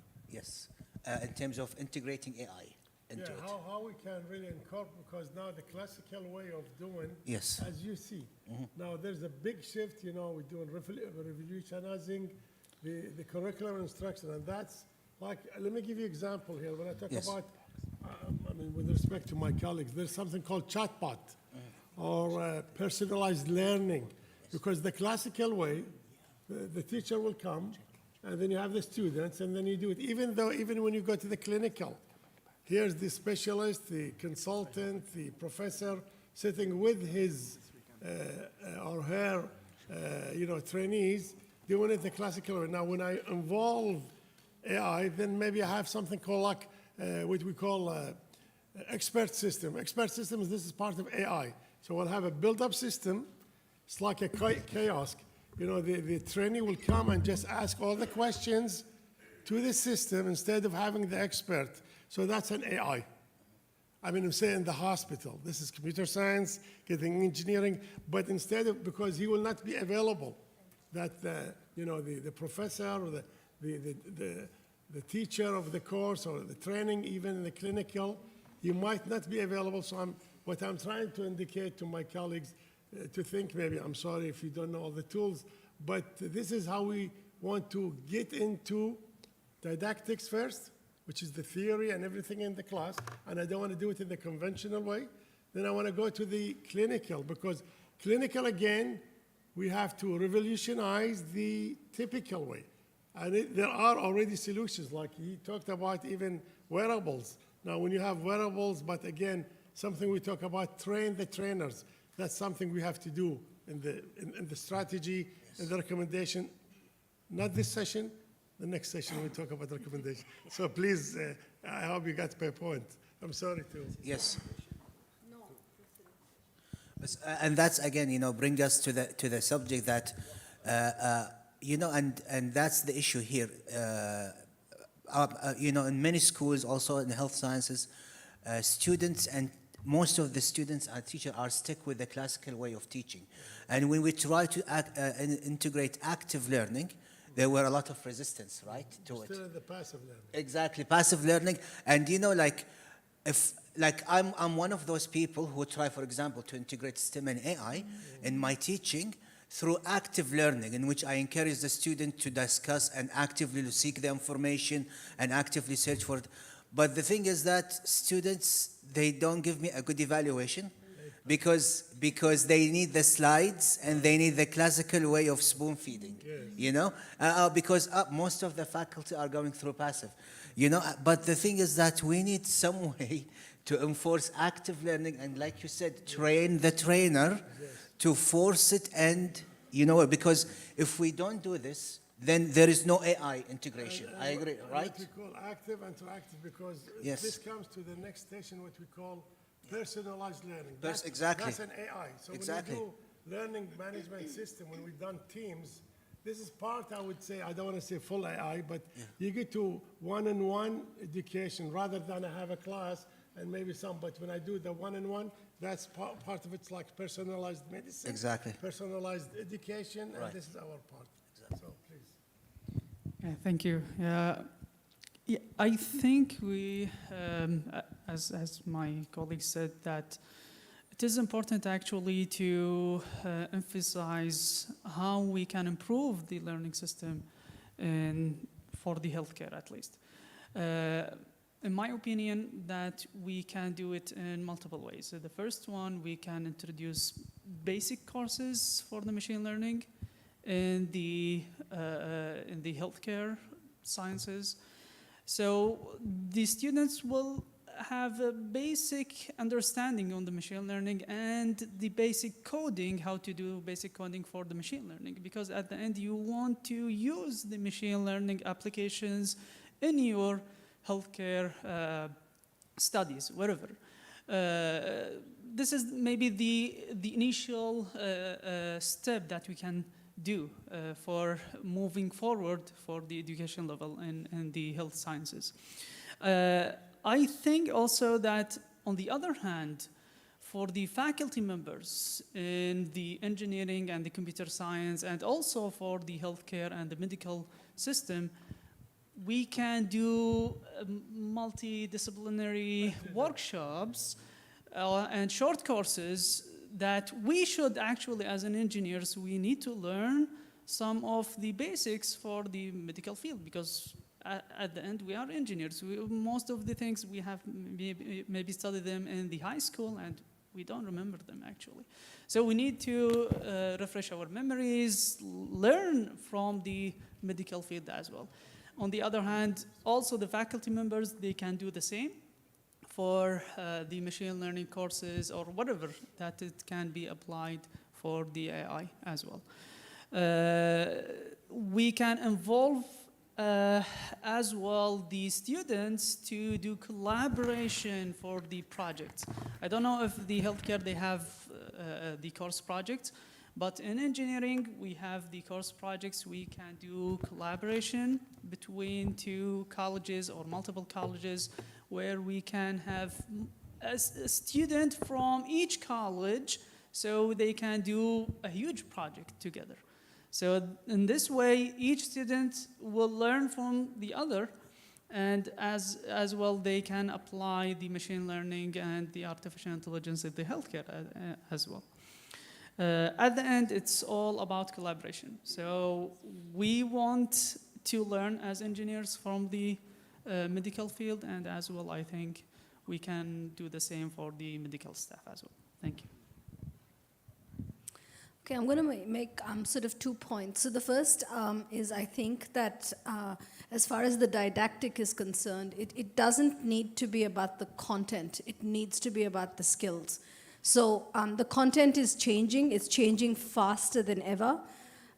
So I don't need to provide the student with, know this or know this definition, but be able to go and find the best definition, to see a credible source for that definition, to be able to compare and contrast different information. So these are the skills I want students to, and it's hard, right? From a teacher's perspective and from a student's perspective, it is hard. You're going to get bad course evaluations because you're making them work hard. You're not giving them the answers. So that's the first thing. The second part of it, yes, I'm all for personalizing and kind of helping people reflect and kind of get on their own journey. But I think it's quite a difficult thing from both perspectives again. And I'd be really careful about using an AI here, because I think it's my sort of firm belief that what you can describe, and if there's a clear recipe for doing something and there's 10 steps and I can tell you what to put into each step, then that can be automated. But if I don't know what those steps are and I'm kind of reflecting and continually learning from what's going on and trying to do next, that's a human task. It's not a machine task. So we need to be really careful about how we apply automation. It's very easy to apply an AI when I'm just delivering the same lecture to everybody. It's very easy to automate that task, but it's harder to automate if I'm kind of seeing that where is this person on their learning journey and where do I need to take them next and which way do I need to take them. That's a human task, and it's much more difficult to teach. So we do marking, individualized marking for student projects. These are medical students who are doing, health systems, kind of AI projects, but the people marking them, they actually complain a lot because it's about giving individualized feedback. I'm not just marking it and giving a grade. I'm giving feedback on what they've done well, where they need to improve. So it's a lot more work, and it's a human task.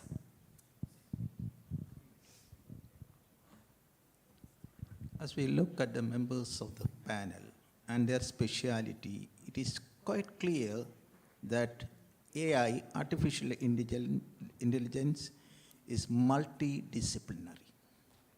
We need collaboration from all the aspects. We need engineers, we need doctors, we need statisticians, we need everybody. This is a combined effect that is required for the improvement of artificial intelligence in education and in clinical practice. So, as we know that Kuwait is, we are having a lot of problems in clinical aspects, especially obesity, diabetes. And the students should learn more about these through artificial intelligence methods. So what can we do? As academicians, we can devise courses in artificial intelligence which suits this purpose.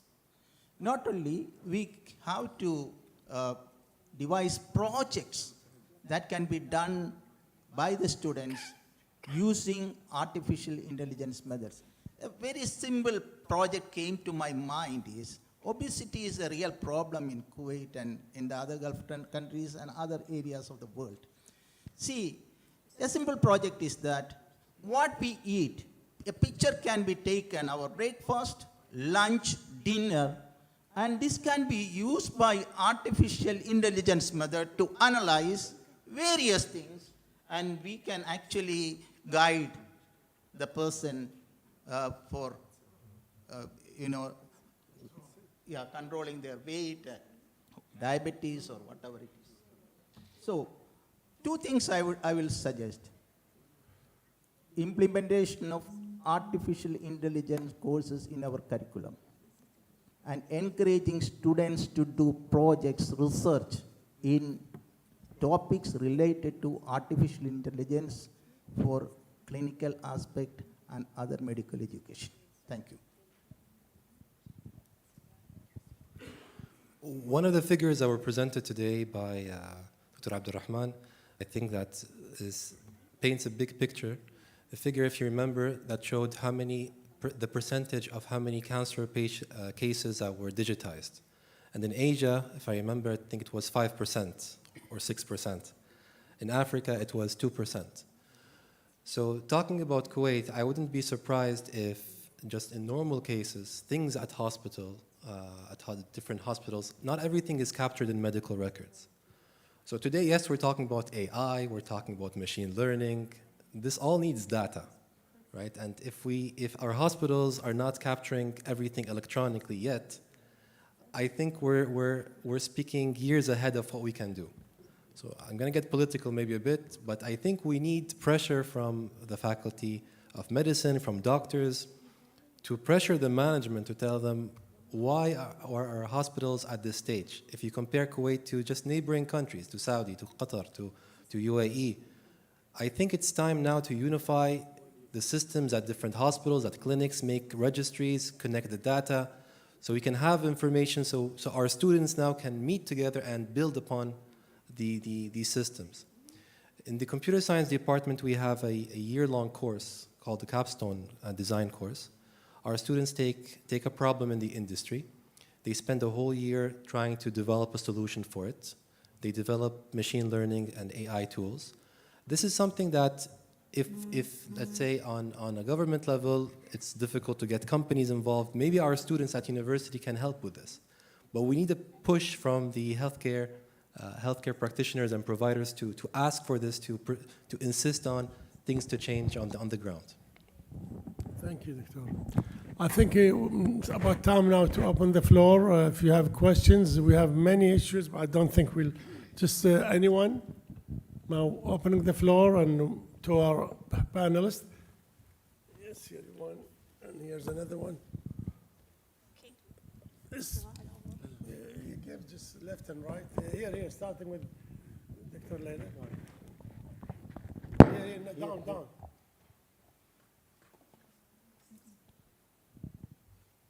Assalamu alaikum. Thank you very much, everybody, for the really informative and brilliant talks about AI and its application in healthcare. In fact, I just came from my office. I signed my tender for simulated programs for the imaging procedure. And I'm happy that they called me in the morning that now you can sign it because they got the budget. So we are in the track, alhamdulillah.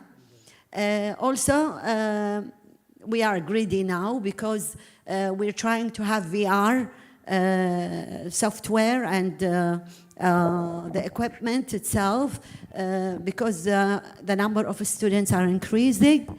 So hopefully in the next year budget, we're gonna have a VR system in the faculty because the hospitals cannot accommodate all the students.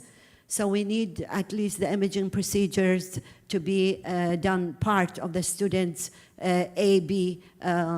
We classify them A-B, we swap. One is doing actual hands-on, the others are doing the VR. And we had a demo from one company, and we're happy about it, and we are investigating more. So I think it's really important to implement AI in education, and I agree with you also that we have to implement, Professor Matthew, implement AI in our curriculum. We can start with our research curriculum course to start with. And also, I have to mention that maybe since 2000, when I was in Aberdeen, we started like the clusteration and statistical parametric mapping, aided with some AI to detect abnormalities in Alzheimer. So it started really long time ago, but we were not aware with it like now, and thanks to you guys for clarifying this to us today. So I think the AI is coming, and it should be used.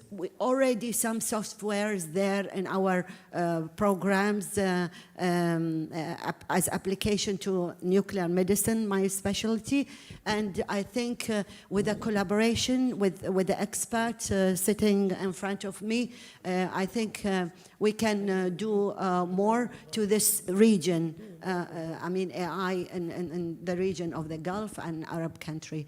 I would like to thank you all. Brilliant talks and conference. Thank you. Thank you. Another question or any remark, comments? This is your floor. Yes, please. Over there in the back. Thank you, everyone. I always say that education is like a tree. If we want to get the benefit of this tree, we need to have a good root. And in order to have a good root, the root is the school. The system in the schools should be completely changed. The doctor, he was talking about the obesity and the stress, and Dr. Muhammad was mentioning that the students are resisting any changes and they are giving him low evaluation on this.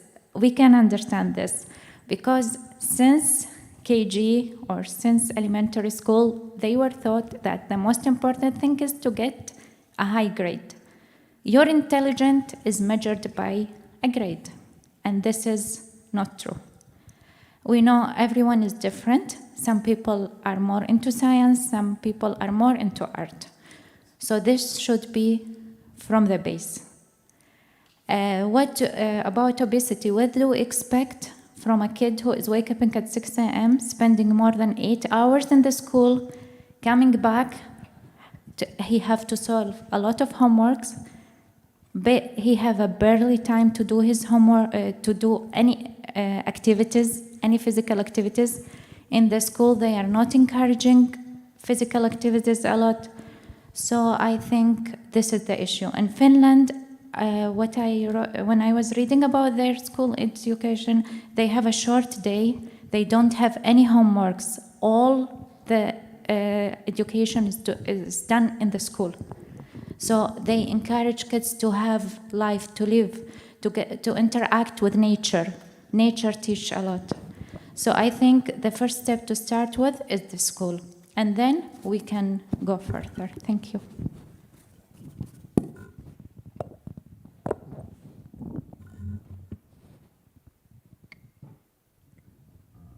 If you guys don't have questions, we'll come back to the panel, so please.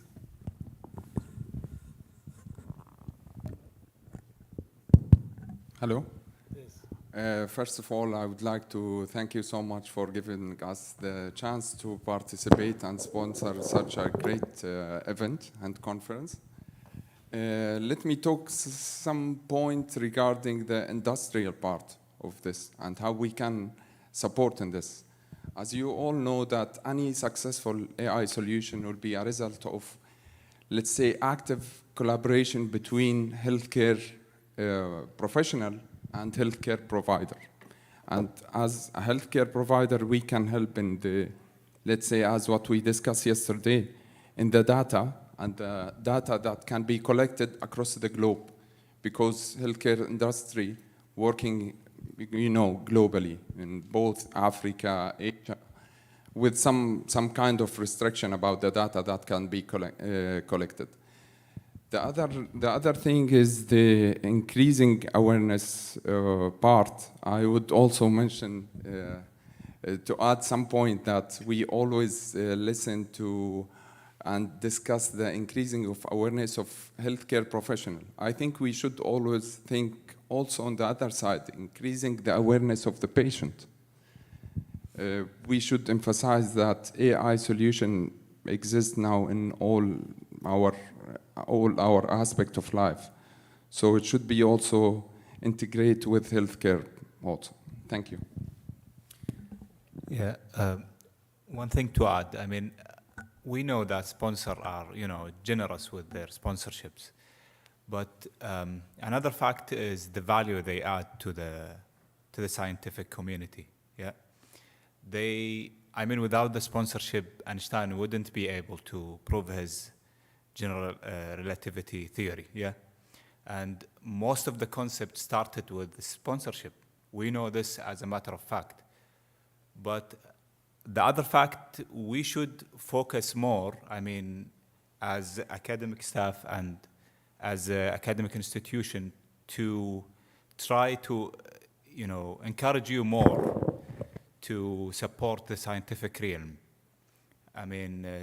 Especially in GCC countries, we have very lack in this field. Very lack activity in this field.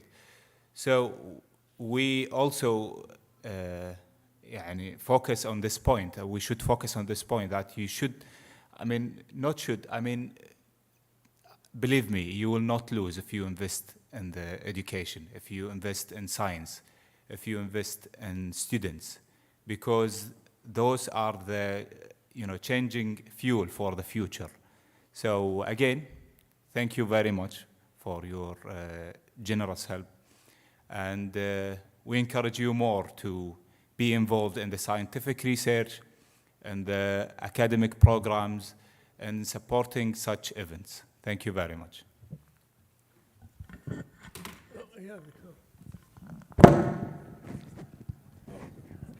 Hello. Hi. Assalamu alaikum. I have a question to the organizing committee. First, I would like to thank the organizing committee and the speakers for this conference.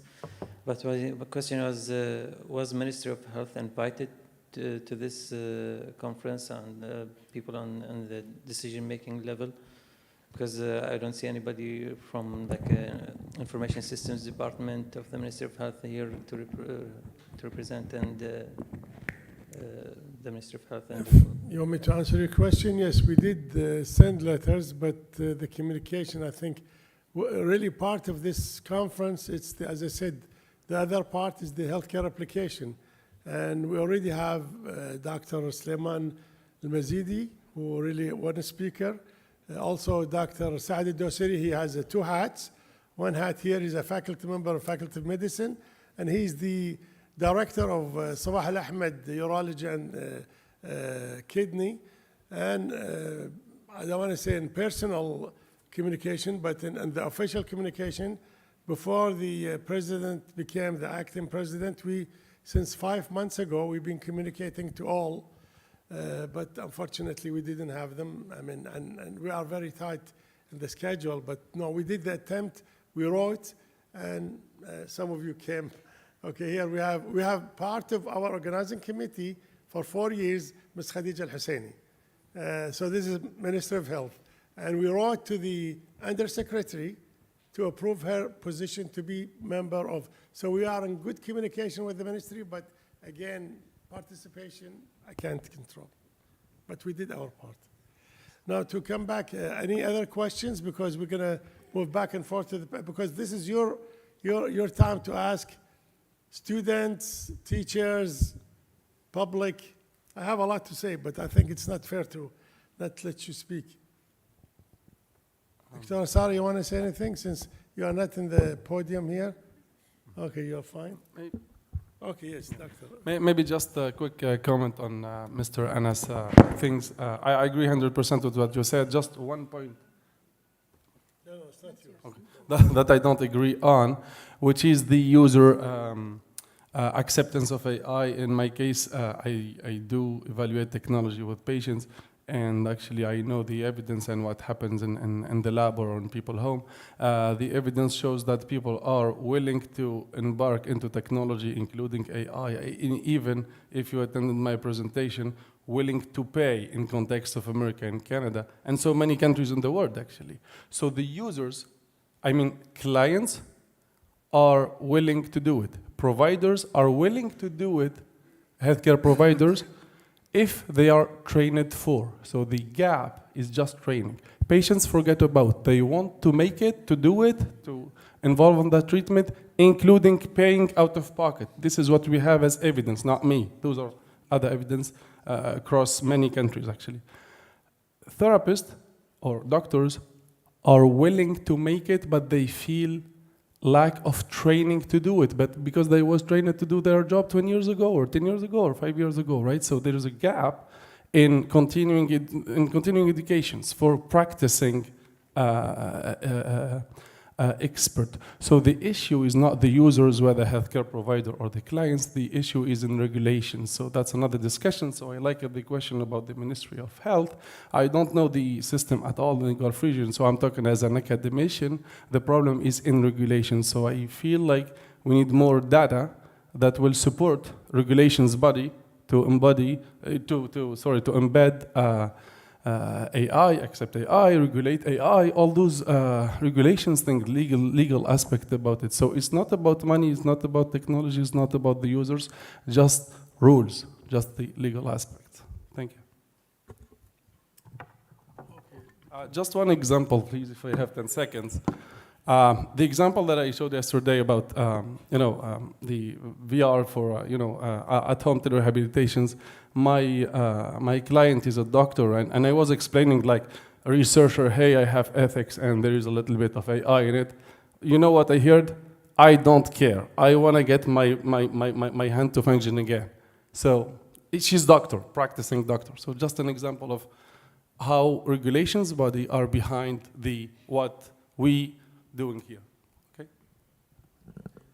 I have actually a question for health workers.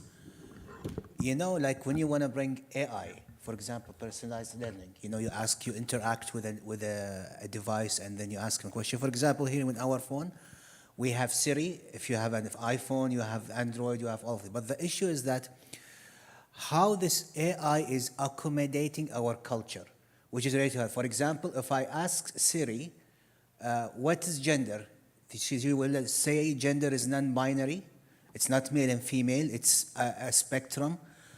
And this is, by the way, it is in the health system, because now they are integrating this in the West into health. And they are actually, integrating some ideology related to health in terms of gender, transgenderism, and all of these things. That's just one example, into how AI is being biased. Or maybe it's in their culture, but it's not acceptable in our culture.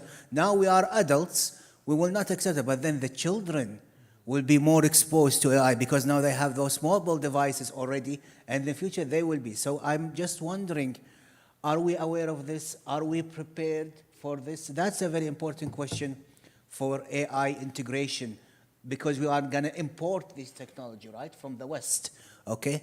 And I don't know how we're going to be able to work around it in that term, especially with this political correctness or whatever the kind of ideology is going throughout the world. Okay, thank you. Yes, please. Look, I come from the West, so I can kind of speak for it. I'm an Eastern person, but I live in the West, and these are some of the things that keep us awake at night.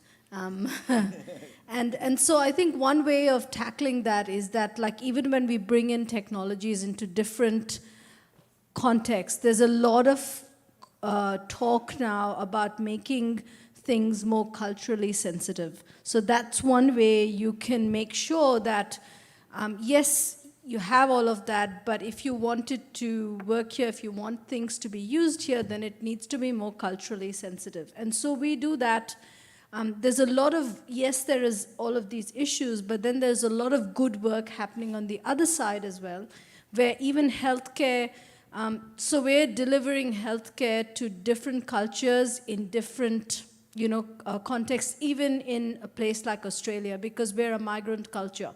We're getting people from different places. And so the health system themselves is now looking at how do we deliver healthcare more culturally, to be more culturally sensitive to people coming from the Middle East, to people coming from the subcontinent, to people coming from China, to our own kind of indigenous populations. So we need to kind of tap into those things and sort of know how to deal with it, and then say, look, yes, you're making things more culturally sensitive in your own countries, but then when you're bringing in technologies here, it needs to be sensitive to our cultures and what we find acceptable.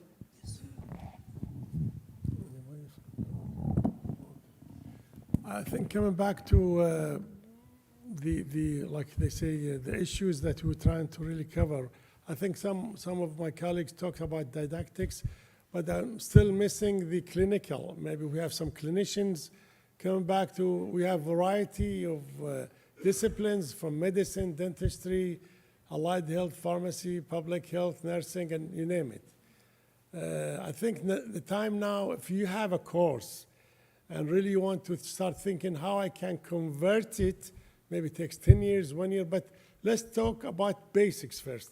Because I know training the trainers, now we have to put programs. Now this comes the hands in hands with engineers, with the computer science, the interdisciplinary, that we have to make a consortium of how really to deploy products, especially when it comes to courses, because it's a very big task, really. It's not easy, because to do it in the classical way and get out of the box and do something, let's say, and I want to introduce a robot, or just like maybe Dr. Mohammed Samawi, because he comes from engineering, what we call expert system. Now, if I'm a clinician, senior, or consultant, but I'm very busy and I have a trainee. So when the trainee comes into the hospital, they go around and do patients, but I'm in meetings, I'm going to a conference. So when I have an expert system, and that's part of the training, part of the clinical, then I have fed everything into the expert system. Then these trainees, they can come and do what we call the query question to the system, where they can get the exact or almost the, I don't want to say 100%, problem solving. And do you agree with me, Dr. Mohammed? So this is some of the things we try to bring to the clinical side. Now we talked maybe didactic, some of us takes time, but the clinical, I mean, talking about medicine, nursing, I mean, all disciplines. And this is really a big task, but we have to start somewhere. And there are some systems already available. Just like I'll give you an example, 20 years ago, I was involved in the radiology department in the Al-Sabah hospital, where they introduced digital imaging. Now we have something called speech recognition. That's a natural language processing. That's AI, okay? So in order for me to talk to the machine, and instead of having my report goes to a medical secretary and back and forth, it takes time. Now I have inpatient, I have a critical, I have ICU, I have casualty, so they cannot wait like the outpatient. So the turnaround has to be, like a snap, we say. So when I have a system, when I talk to the machine and it gives me the report and I verify it, I'm even saying this is part of what we call natural language processing. That's AI. It's been there for 20 years, but the resistance of the doctors say, no, I don't want to do it. But when we make it mandatory, when I say, no, that's part of you, you don't go back to, there's no medical secretary. You have to do the verification because of the turnaround for the patient has to be immediate. And now this is the call for the radiologist, nuclear medicine specialist. And so I'm just giving an example of where can we fit AI from my experience into this.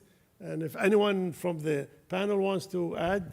Yeah, yes. I think it's not the issue of making it mandatory as much as preparing people for using such technology or service.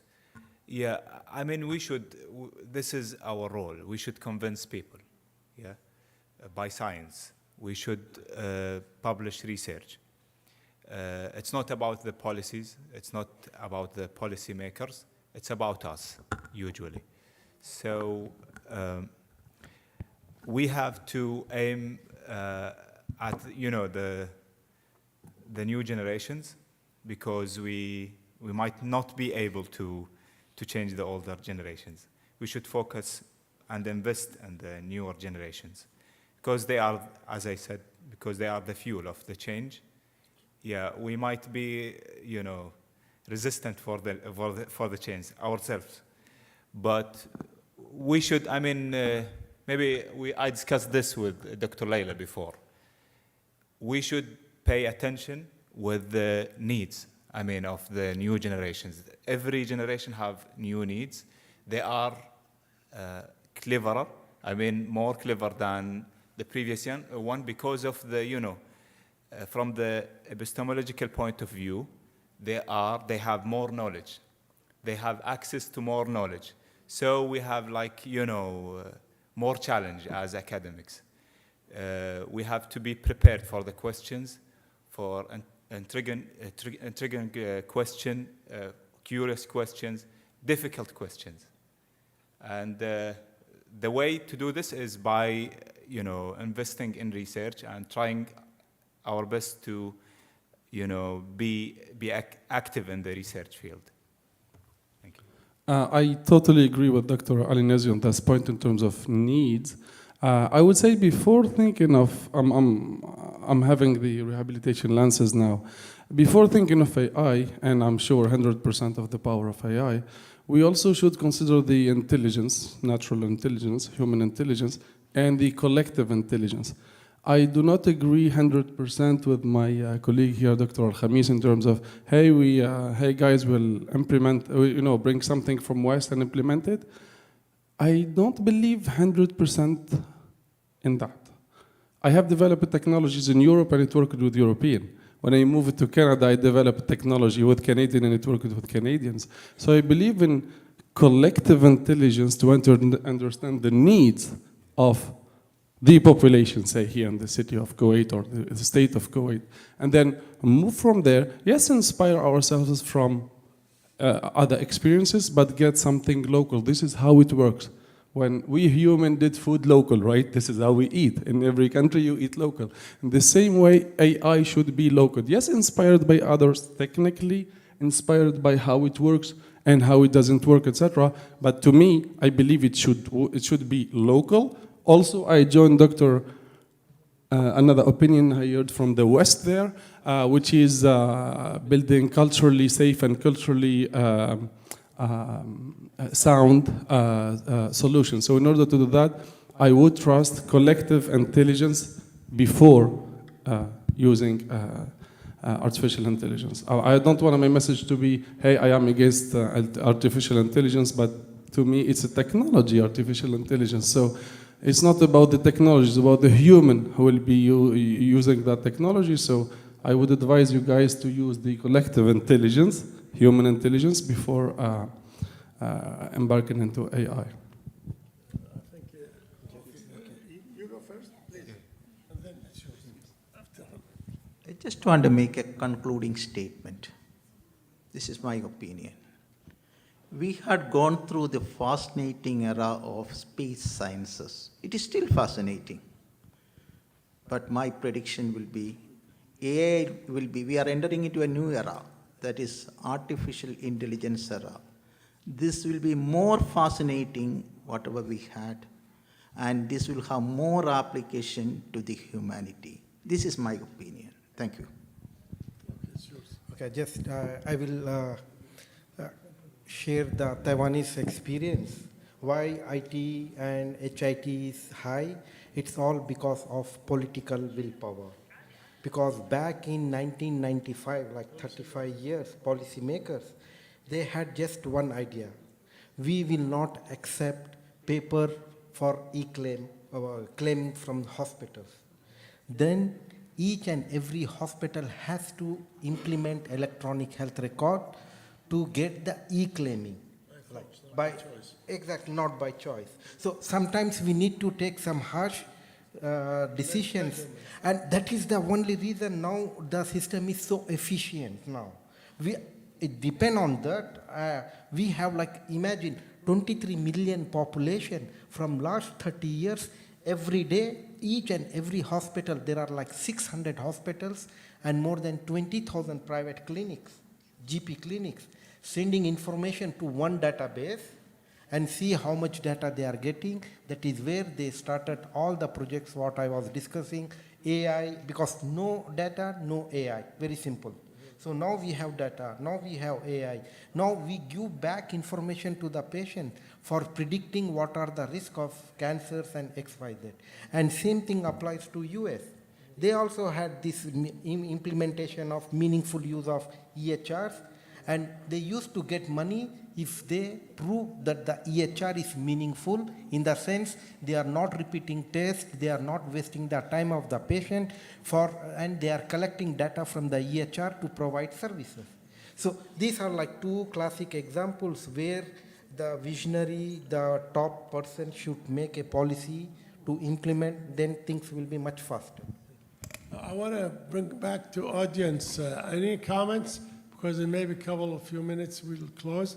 Anybody has? Yes, yeah, please.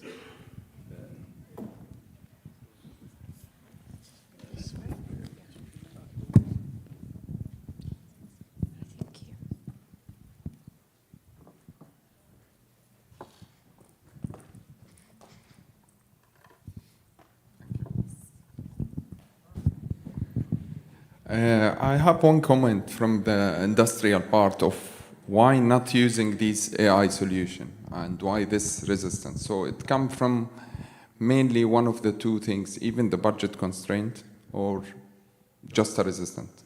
We focus actually on the positive resistance, because positive resistance comes from that the system is not capable of doing what exactly it's meant to do.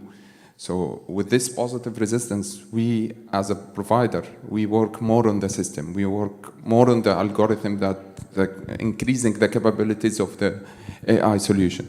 The problem actually with the negative resistance, like it's just some professional will come from old school background and they just don't want to move to a more advanced solution, and they are happy with what they are doing. The other constraint is the budget, and the budget, the budget is, AI solution will come with a cost, but we will not look at that cost as much as we are looking how much you can save later with using the AI technology. We mentioned yesterday how we can save costs on the running term. Thank you. Can I reply to him? So based on the most recent study we did when we surveyed physicians and medical students on are they willing to implement and use any AI software algorithms into clinical care, all of the physicians, their answer was yes, if it was approved internationally. So we don't blame them. This is the way they have been trained. Nothing can be implemented into the clinics unless it has been approved by international agencies that are credible, and the software goes through the process of evaluation, validation, safety measures, and any side effects. Is it harmful? Is it not harmful? So this is the way they were trained, and that is the main cause of resistance, I believe. And a proof for that is the surgical robots. It's already there. People from different surgical backgrounds, they're accepting it. Even they are proud that they were trained on robots because it was internationally accepted and available. So this is the way we are thinking, unfortunately. So if there is a software produced by people from Arabs, it will not be accepted by our own people unless it was imported from abroad. So maybe the regulation, as they said, the trust, the more research we do, that will give that, infrastructure for acceptance. Yeah, one important point about the research, we have to add to the research the way how we deliver the message of research. The classical research of reading very long papers is, no longer beneficial, maybe for us, for the promotion, for our scientific advancement. But it might not be feasible for public, yeah? And it might not be beneficial for the community. So we have to find innovative ways to translate this to the, normal public and, the general public, and try to use innovative ways to deliver this message by investing also in science and communication. So we have to empower this and reinforce these points. Thank you. Any comments? Any questions from the audience? Okay, now I think in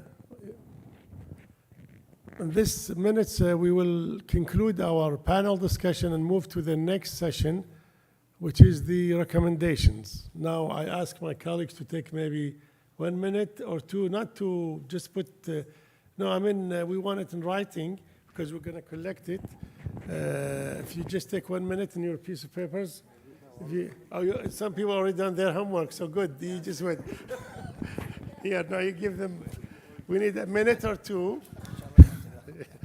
And this time, first of all, I want to, because this is part also of the recommendation and conclusion, I have the message from Kuwait University President to thank you all. I'm giving this message in her behalf, to thank you all for first coming as audience. Thank you for participating. Thanking all the sponsors for a wonderful job, for supporting this event. Really, without you, it wouldn't happen. And also our colleagues, the organizing committee, been behind this from 4 years ago. So everybody really been into this. This was the first experience, and we hope that will continue. This is why we have this survey, whether you believe it should be an annual, biannual, never. It's your call, but we're trying to put the cornerstone for this because we thought it's a must that we have to proceed. Remember, I thank really our president. I personally work with her closely in this project. 4 years ago this time, when she assigned me to do what we call 2 units, one's called a QR code, and the other one was AI unit in our faculty. And really the outcome is really to come into this successful event. And I'm really proud to have our respected speakers from international, regional, Kuwait, and all our organizing committee. So don't go away. We still have the recommendation resolution that what we're going to do next, how we're going to survive. We don't want to stop. So the point is that to march on, continue, carry the torch. Okay? Not in Mondial Doha, but from Kuwait. We're not talking soccer. Maybe you're minded soccer, but here we talk AI scientific. Okay, please. Now, I'm going to let everyone maybe put his recommendation, and then we're going to collect it, send it to our administration. This is the outcome of our, I'm not going to read it, but I invite everyone to give us what would be the recommendations after the recommendation of this conference. So I'm starting, yes, with you. But then it's your responsibility. It's going to be recorded in YouTube, but then you're going to give us a piece of paper written your part. So, okay, good. Okay, thank you. Just putting stress on me. So overall, my recommendation in rehabilitation field would be to target more awareness about technology among all the stakeholders. So by stakeholders, I mean students, faculty, professionals, regulatory body, including any government stage. In order to do that in my field, I would go by very basic technologies because those technologies make sense for everyone. Trust me, I am saying that by experience. Go by smartwatch, smartphones, tablet, involve that in teaching, research, training, clinical practice, would make sense. I see myself as a researcher or a student if I am able to use a tablet, for example, use the voice activation feature to send cues to my clients and all those applications that exist in current tablets and mobile phone, deploy it in a way that is meaningful for training or for clinical purpose, would make sense to push toward the political act toward regulation bodies, because they know it, they feel comfortable about it. Human beings want to deal with something they know, they are about it. If you are talking about AI to someone who is not technically trained and aware about technology, maybe this is a first barrier. We are just waking up the natural instinct behind, inside the human, which is fear from something that we don't know. So if we go with something that we know, our Apple Watches, iPhones, tablet, to do teaching, research, and service, I would think that any human being, whatever the position they have, would kind of force themselves to think about it and hopefully adopt technology. That's my first point. If we get that point of increasing adaptability adaptability of basic technologies, then this is letter A. AI is kind of letter Z. So let's start by A, very basic technology. If we implement basic technology, we go from there. Because at the end of the day, AI will use those basic technologies. So AI is like complex sentence, but start by first letter, which is A. So basic, please remember that. Basic technology. In my context, we are using that in teaching. So students use their own tablet, they are comfortable with that. Patients, in some cases, use their own tablets owned in their family, and they are happy with it. They use the voice activation system, the image system. In case of, for example, dementia, we can use tablet to send picture of the childhood, so that people are, the story of dementia and how we get back to Alzheimer, for example, we get back to childhood, etc. So people who use that tablet, they feel this is a tool. If you attended my presentations, technology is part of us now, right? So if you use that basic things, you are catching attention. In the old, I don't know the culture here, but in the old way of selling things, you want a client to get into your shop, offer a tea, and then sell something, right? So get your patients, students, therapists, decision maker into your shop to get that, use basic technology we all have in the room, and then move on to get into AI. That's my piece of advice in terms of implementing AI in the healthcare system. Thank you. Thank you. Now, please, our colleagues, just limit yourself to 59 seconds. It's not even 1 minute. Yes, we're gonna time it because we have more here. They're gonna 1, 2, 3, 4, 5, 6, about 10 minutes, and then we have lunch. So 59 seconds. Now this is AI counting. Yeah, from my side, I believe for Kuwait University, they should start with understanding the stakeholders. What is their perception? What do they know so far? What is their attitude? Are they ready or not? And based on that, you have a tailored intervention, so you know where to start and how to start. So understanding the baseline knowledge attitude of stakeholders, which means students, faculty, and even administrative people. And then once you know that, you will know how to equip them with the needed information. Is it through workshops, seminars, lectures, or are they ready? And you will move to the next step where you expose them with what is happening in the world and how fast the field is growing. And one more thing is to highly recommend is to build a multidisciplinary research instead of purely healthcare research and whatever other departments research.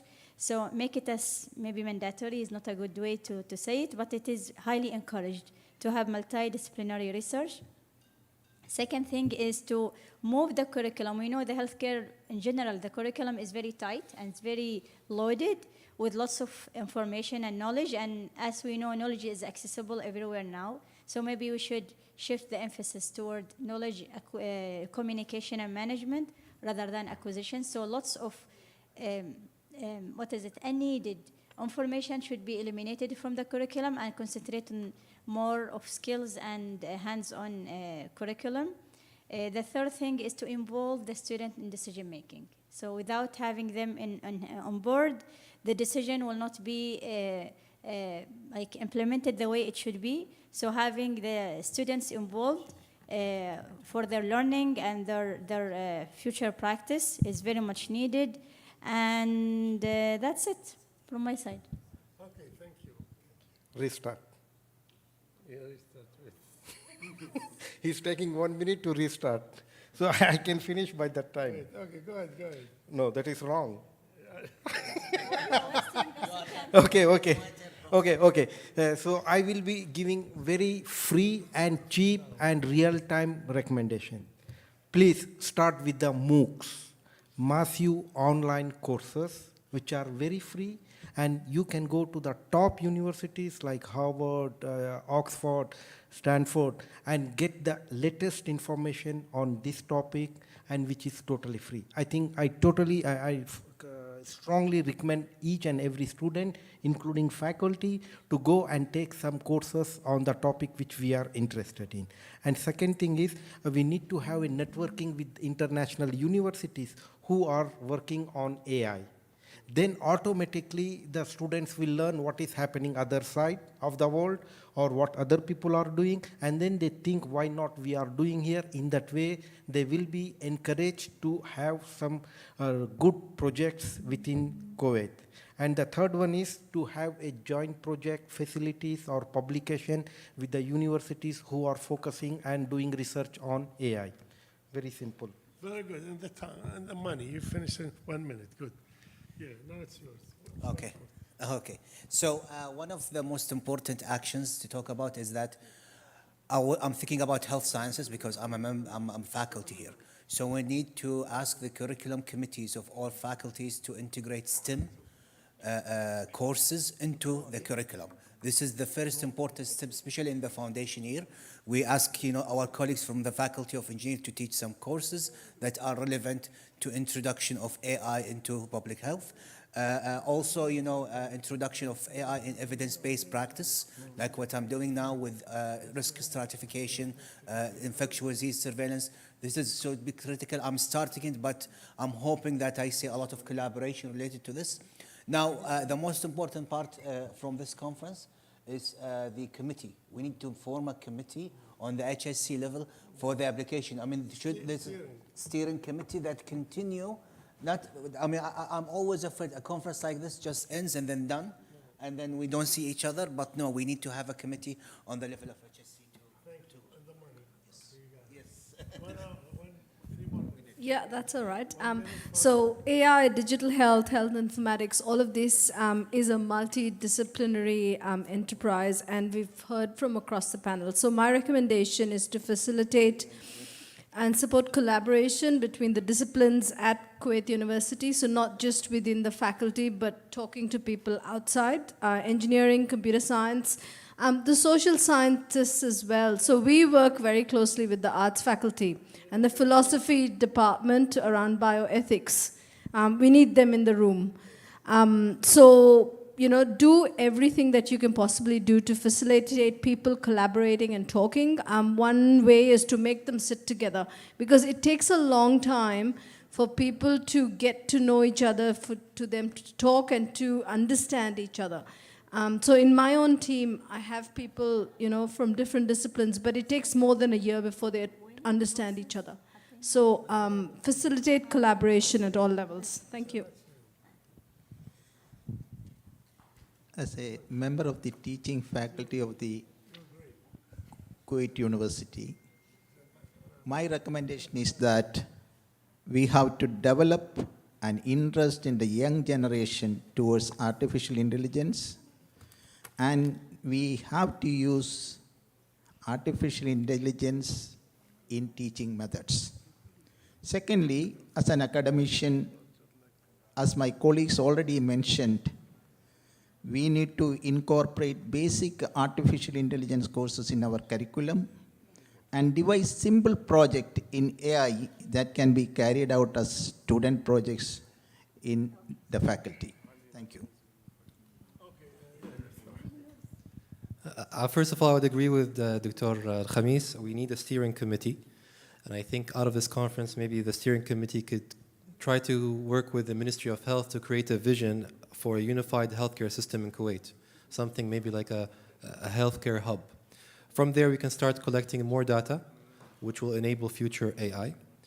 This is one recommendation. Second one, on the university level, I would recommend from the Faculty of Medicine to have a joint course with computer science, with engineering on the fourth year level, a joint maybe capstone course, maybe with the computer science students and the medical. They can come together, assess some of the needs in the practice, and they could come up with solutions that could be solved and implemented on the ground.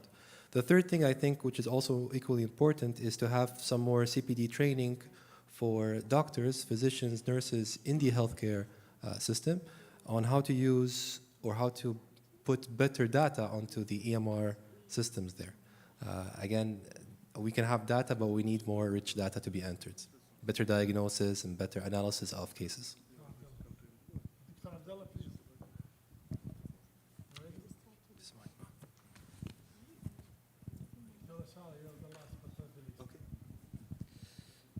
Okay, assalamu alaikum. First of all, I'd like to thank the organizing committee for their wonderful job. Second, I have different thoughts about this conference. Maybe we are talking about the AI, which is a vague word. AI meaning collecting everything. Now, if we change it to the point where we said, why not the high techniques and technology, high tech in health, which represent more disciplines toward the health. Now, maybe the trend now is the word AI, but having the high tech, any high technology within the scope of the conference and the next versions, it would be beneficial, I guess. Because some other people will say that we are not in the AI business, so we don't have to join this conference. And think about the technology. The technology is there, especially think about the example of the autopilot. Now the technology, we put our lives in the hands of the autopilot supervised by the pilot. And why not to have the same strategy or technology in the health? Like Professor Matthew said, the space technology. So the technology is there, but how to adapt this technology in the curriculum maybe, in the real life application. This is my thoughts. Thank you. Thank you. Dr. Sarah, please. It's all your homework. You're going to go to the president. Assalamu alaikum. So I think most of the points have already been covered by my colleagues, but my recommendation would be to start by convincing people why it is important to employ or to adopt AI technologies in the healthcare field. After that, you can actually easily attract them to engage in more workshops, more intensive training courses, to educate both sides, or maybe more than two sides, about how to collaborate, how to exchange ideas, how to understand each other, how to communicate. And then after that, we can start with the basics, start with exploring the opportunities, implementing very simple tech, very simple methods, do some simple research, and then we can move on from there. Also I would recommend, I don't know how it is here in Kuwait, but it is sometimes very difficult to get medical data and to work with it because of many regulations, many concerns, and many policies. So I would also recommend to facilitate getting data for, or providing data for researchers, so they can actually implement something that is customized to the country, to the people, to the specific region, rather than trying to get publicly available international data and try to work with that, because sometimes it doesn't actually work or has its value or expected value in the region. Okay, thank you. Now we hear from Ms. Khadija because she's a clinical tutor. I think it would help to add to what we have already in the university because that complements the whole picture. Please, Ms. Khadija. First of all, I thank all the organizing committee for their efforts as we see the fruit of the 4 years now. And my recommendation is regarding the health information system in the hospitals. It's regarding first how to train the students before they graduate in the clinical field on what we have as a health information system, and also how to have a complete health information system that match and have all the requirements for a good qualified data collection. We have here a health information system in Kuwait, but it's not used as it should be. We have millions of data, but it's scattered everywhere. Nobody is analyzing or even using the data in the right way. We need a collaboration between the university, the college, and the Ministry of Health to create a roadmap for a better health information system for the health industry that is beneficial for the students during the education and for the staff at time of application. Thank you.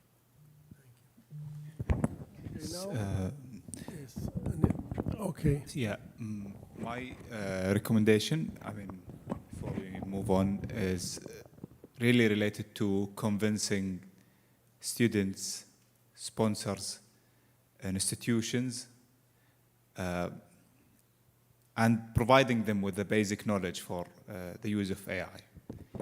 I mean, I'm against using compulsory means, simply because people are, built up this way.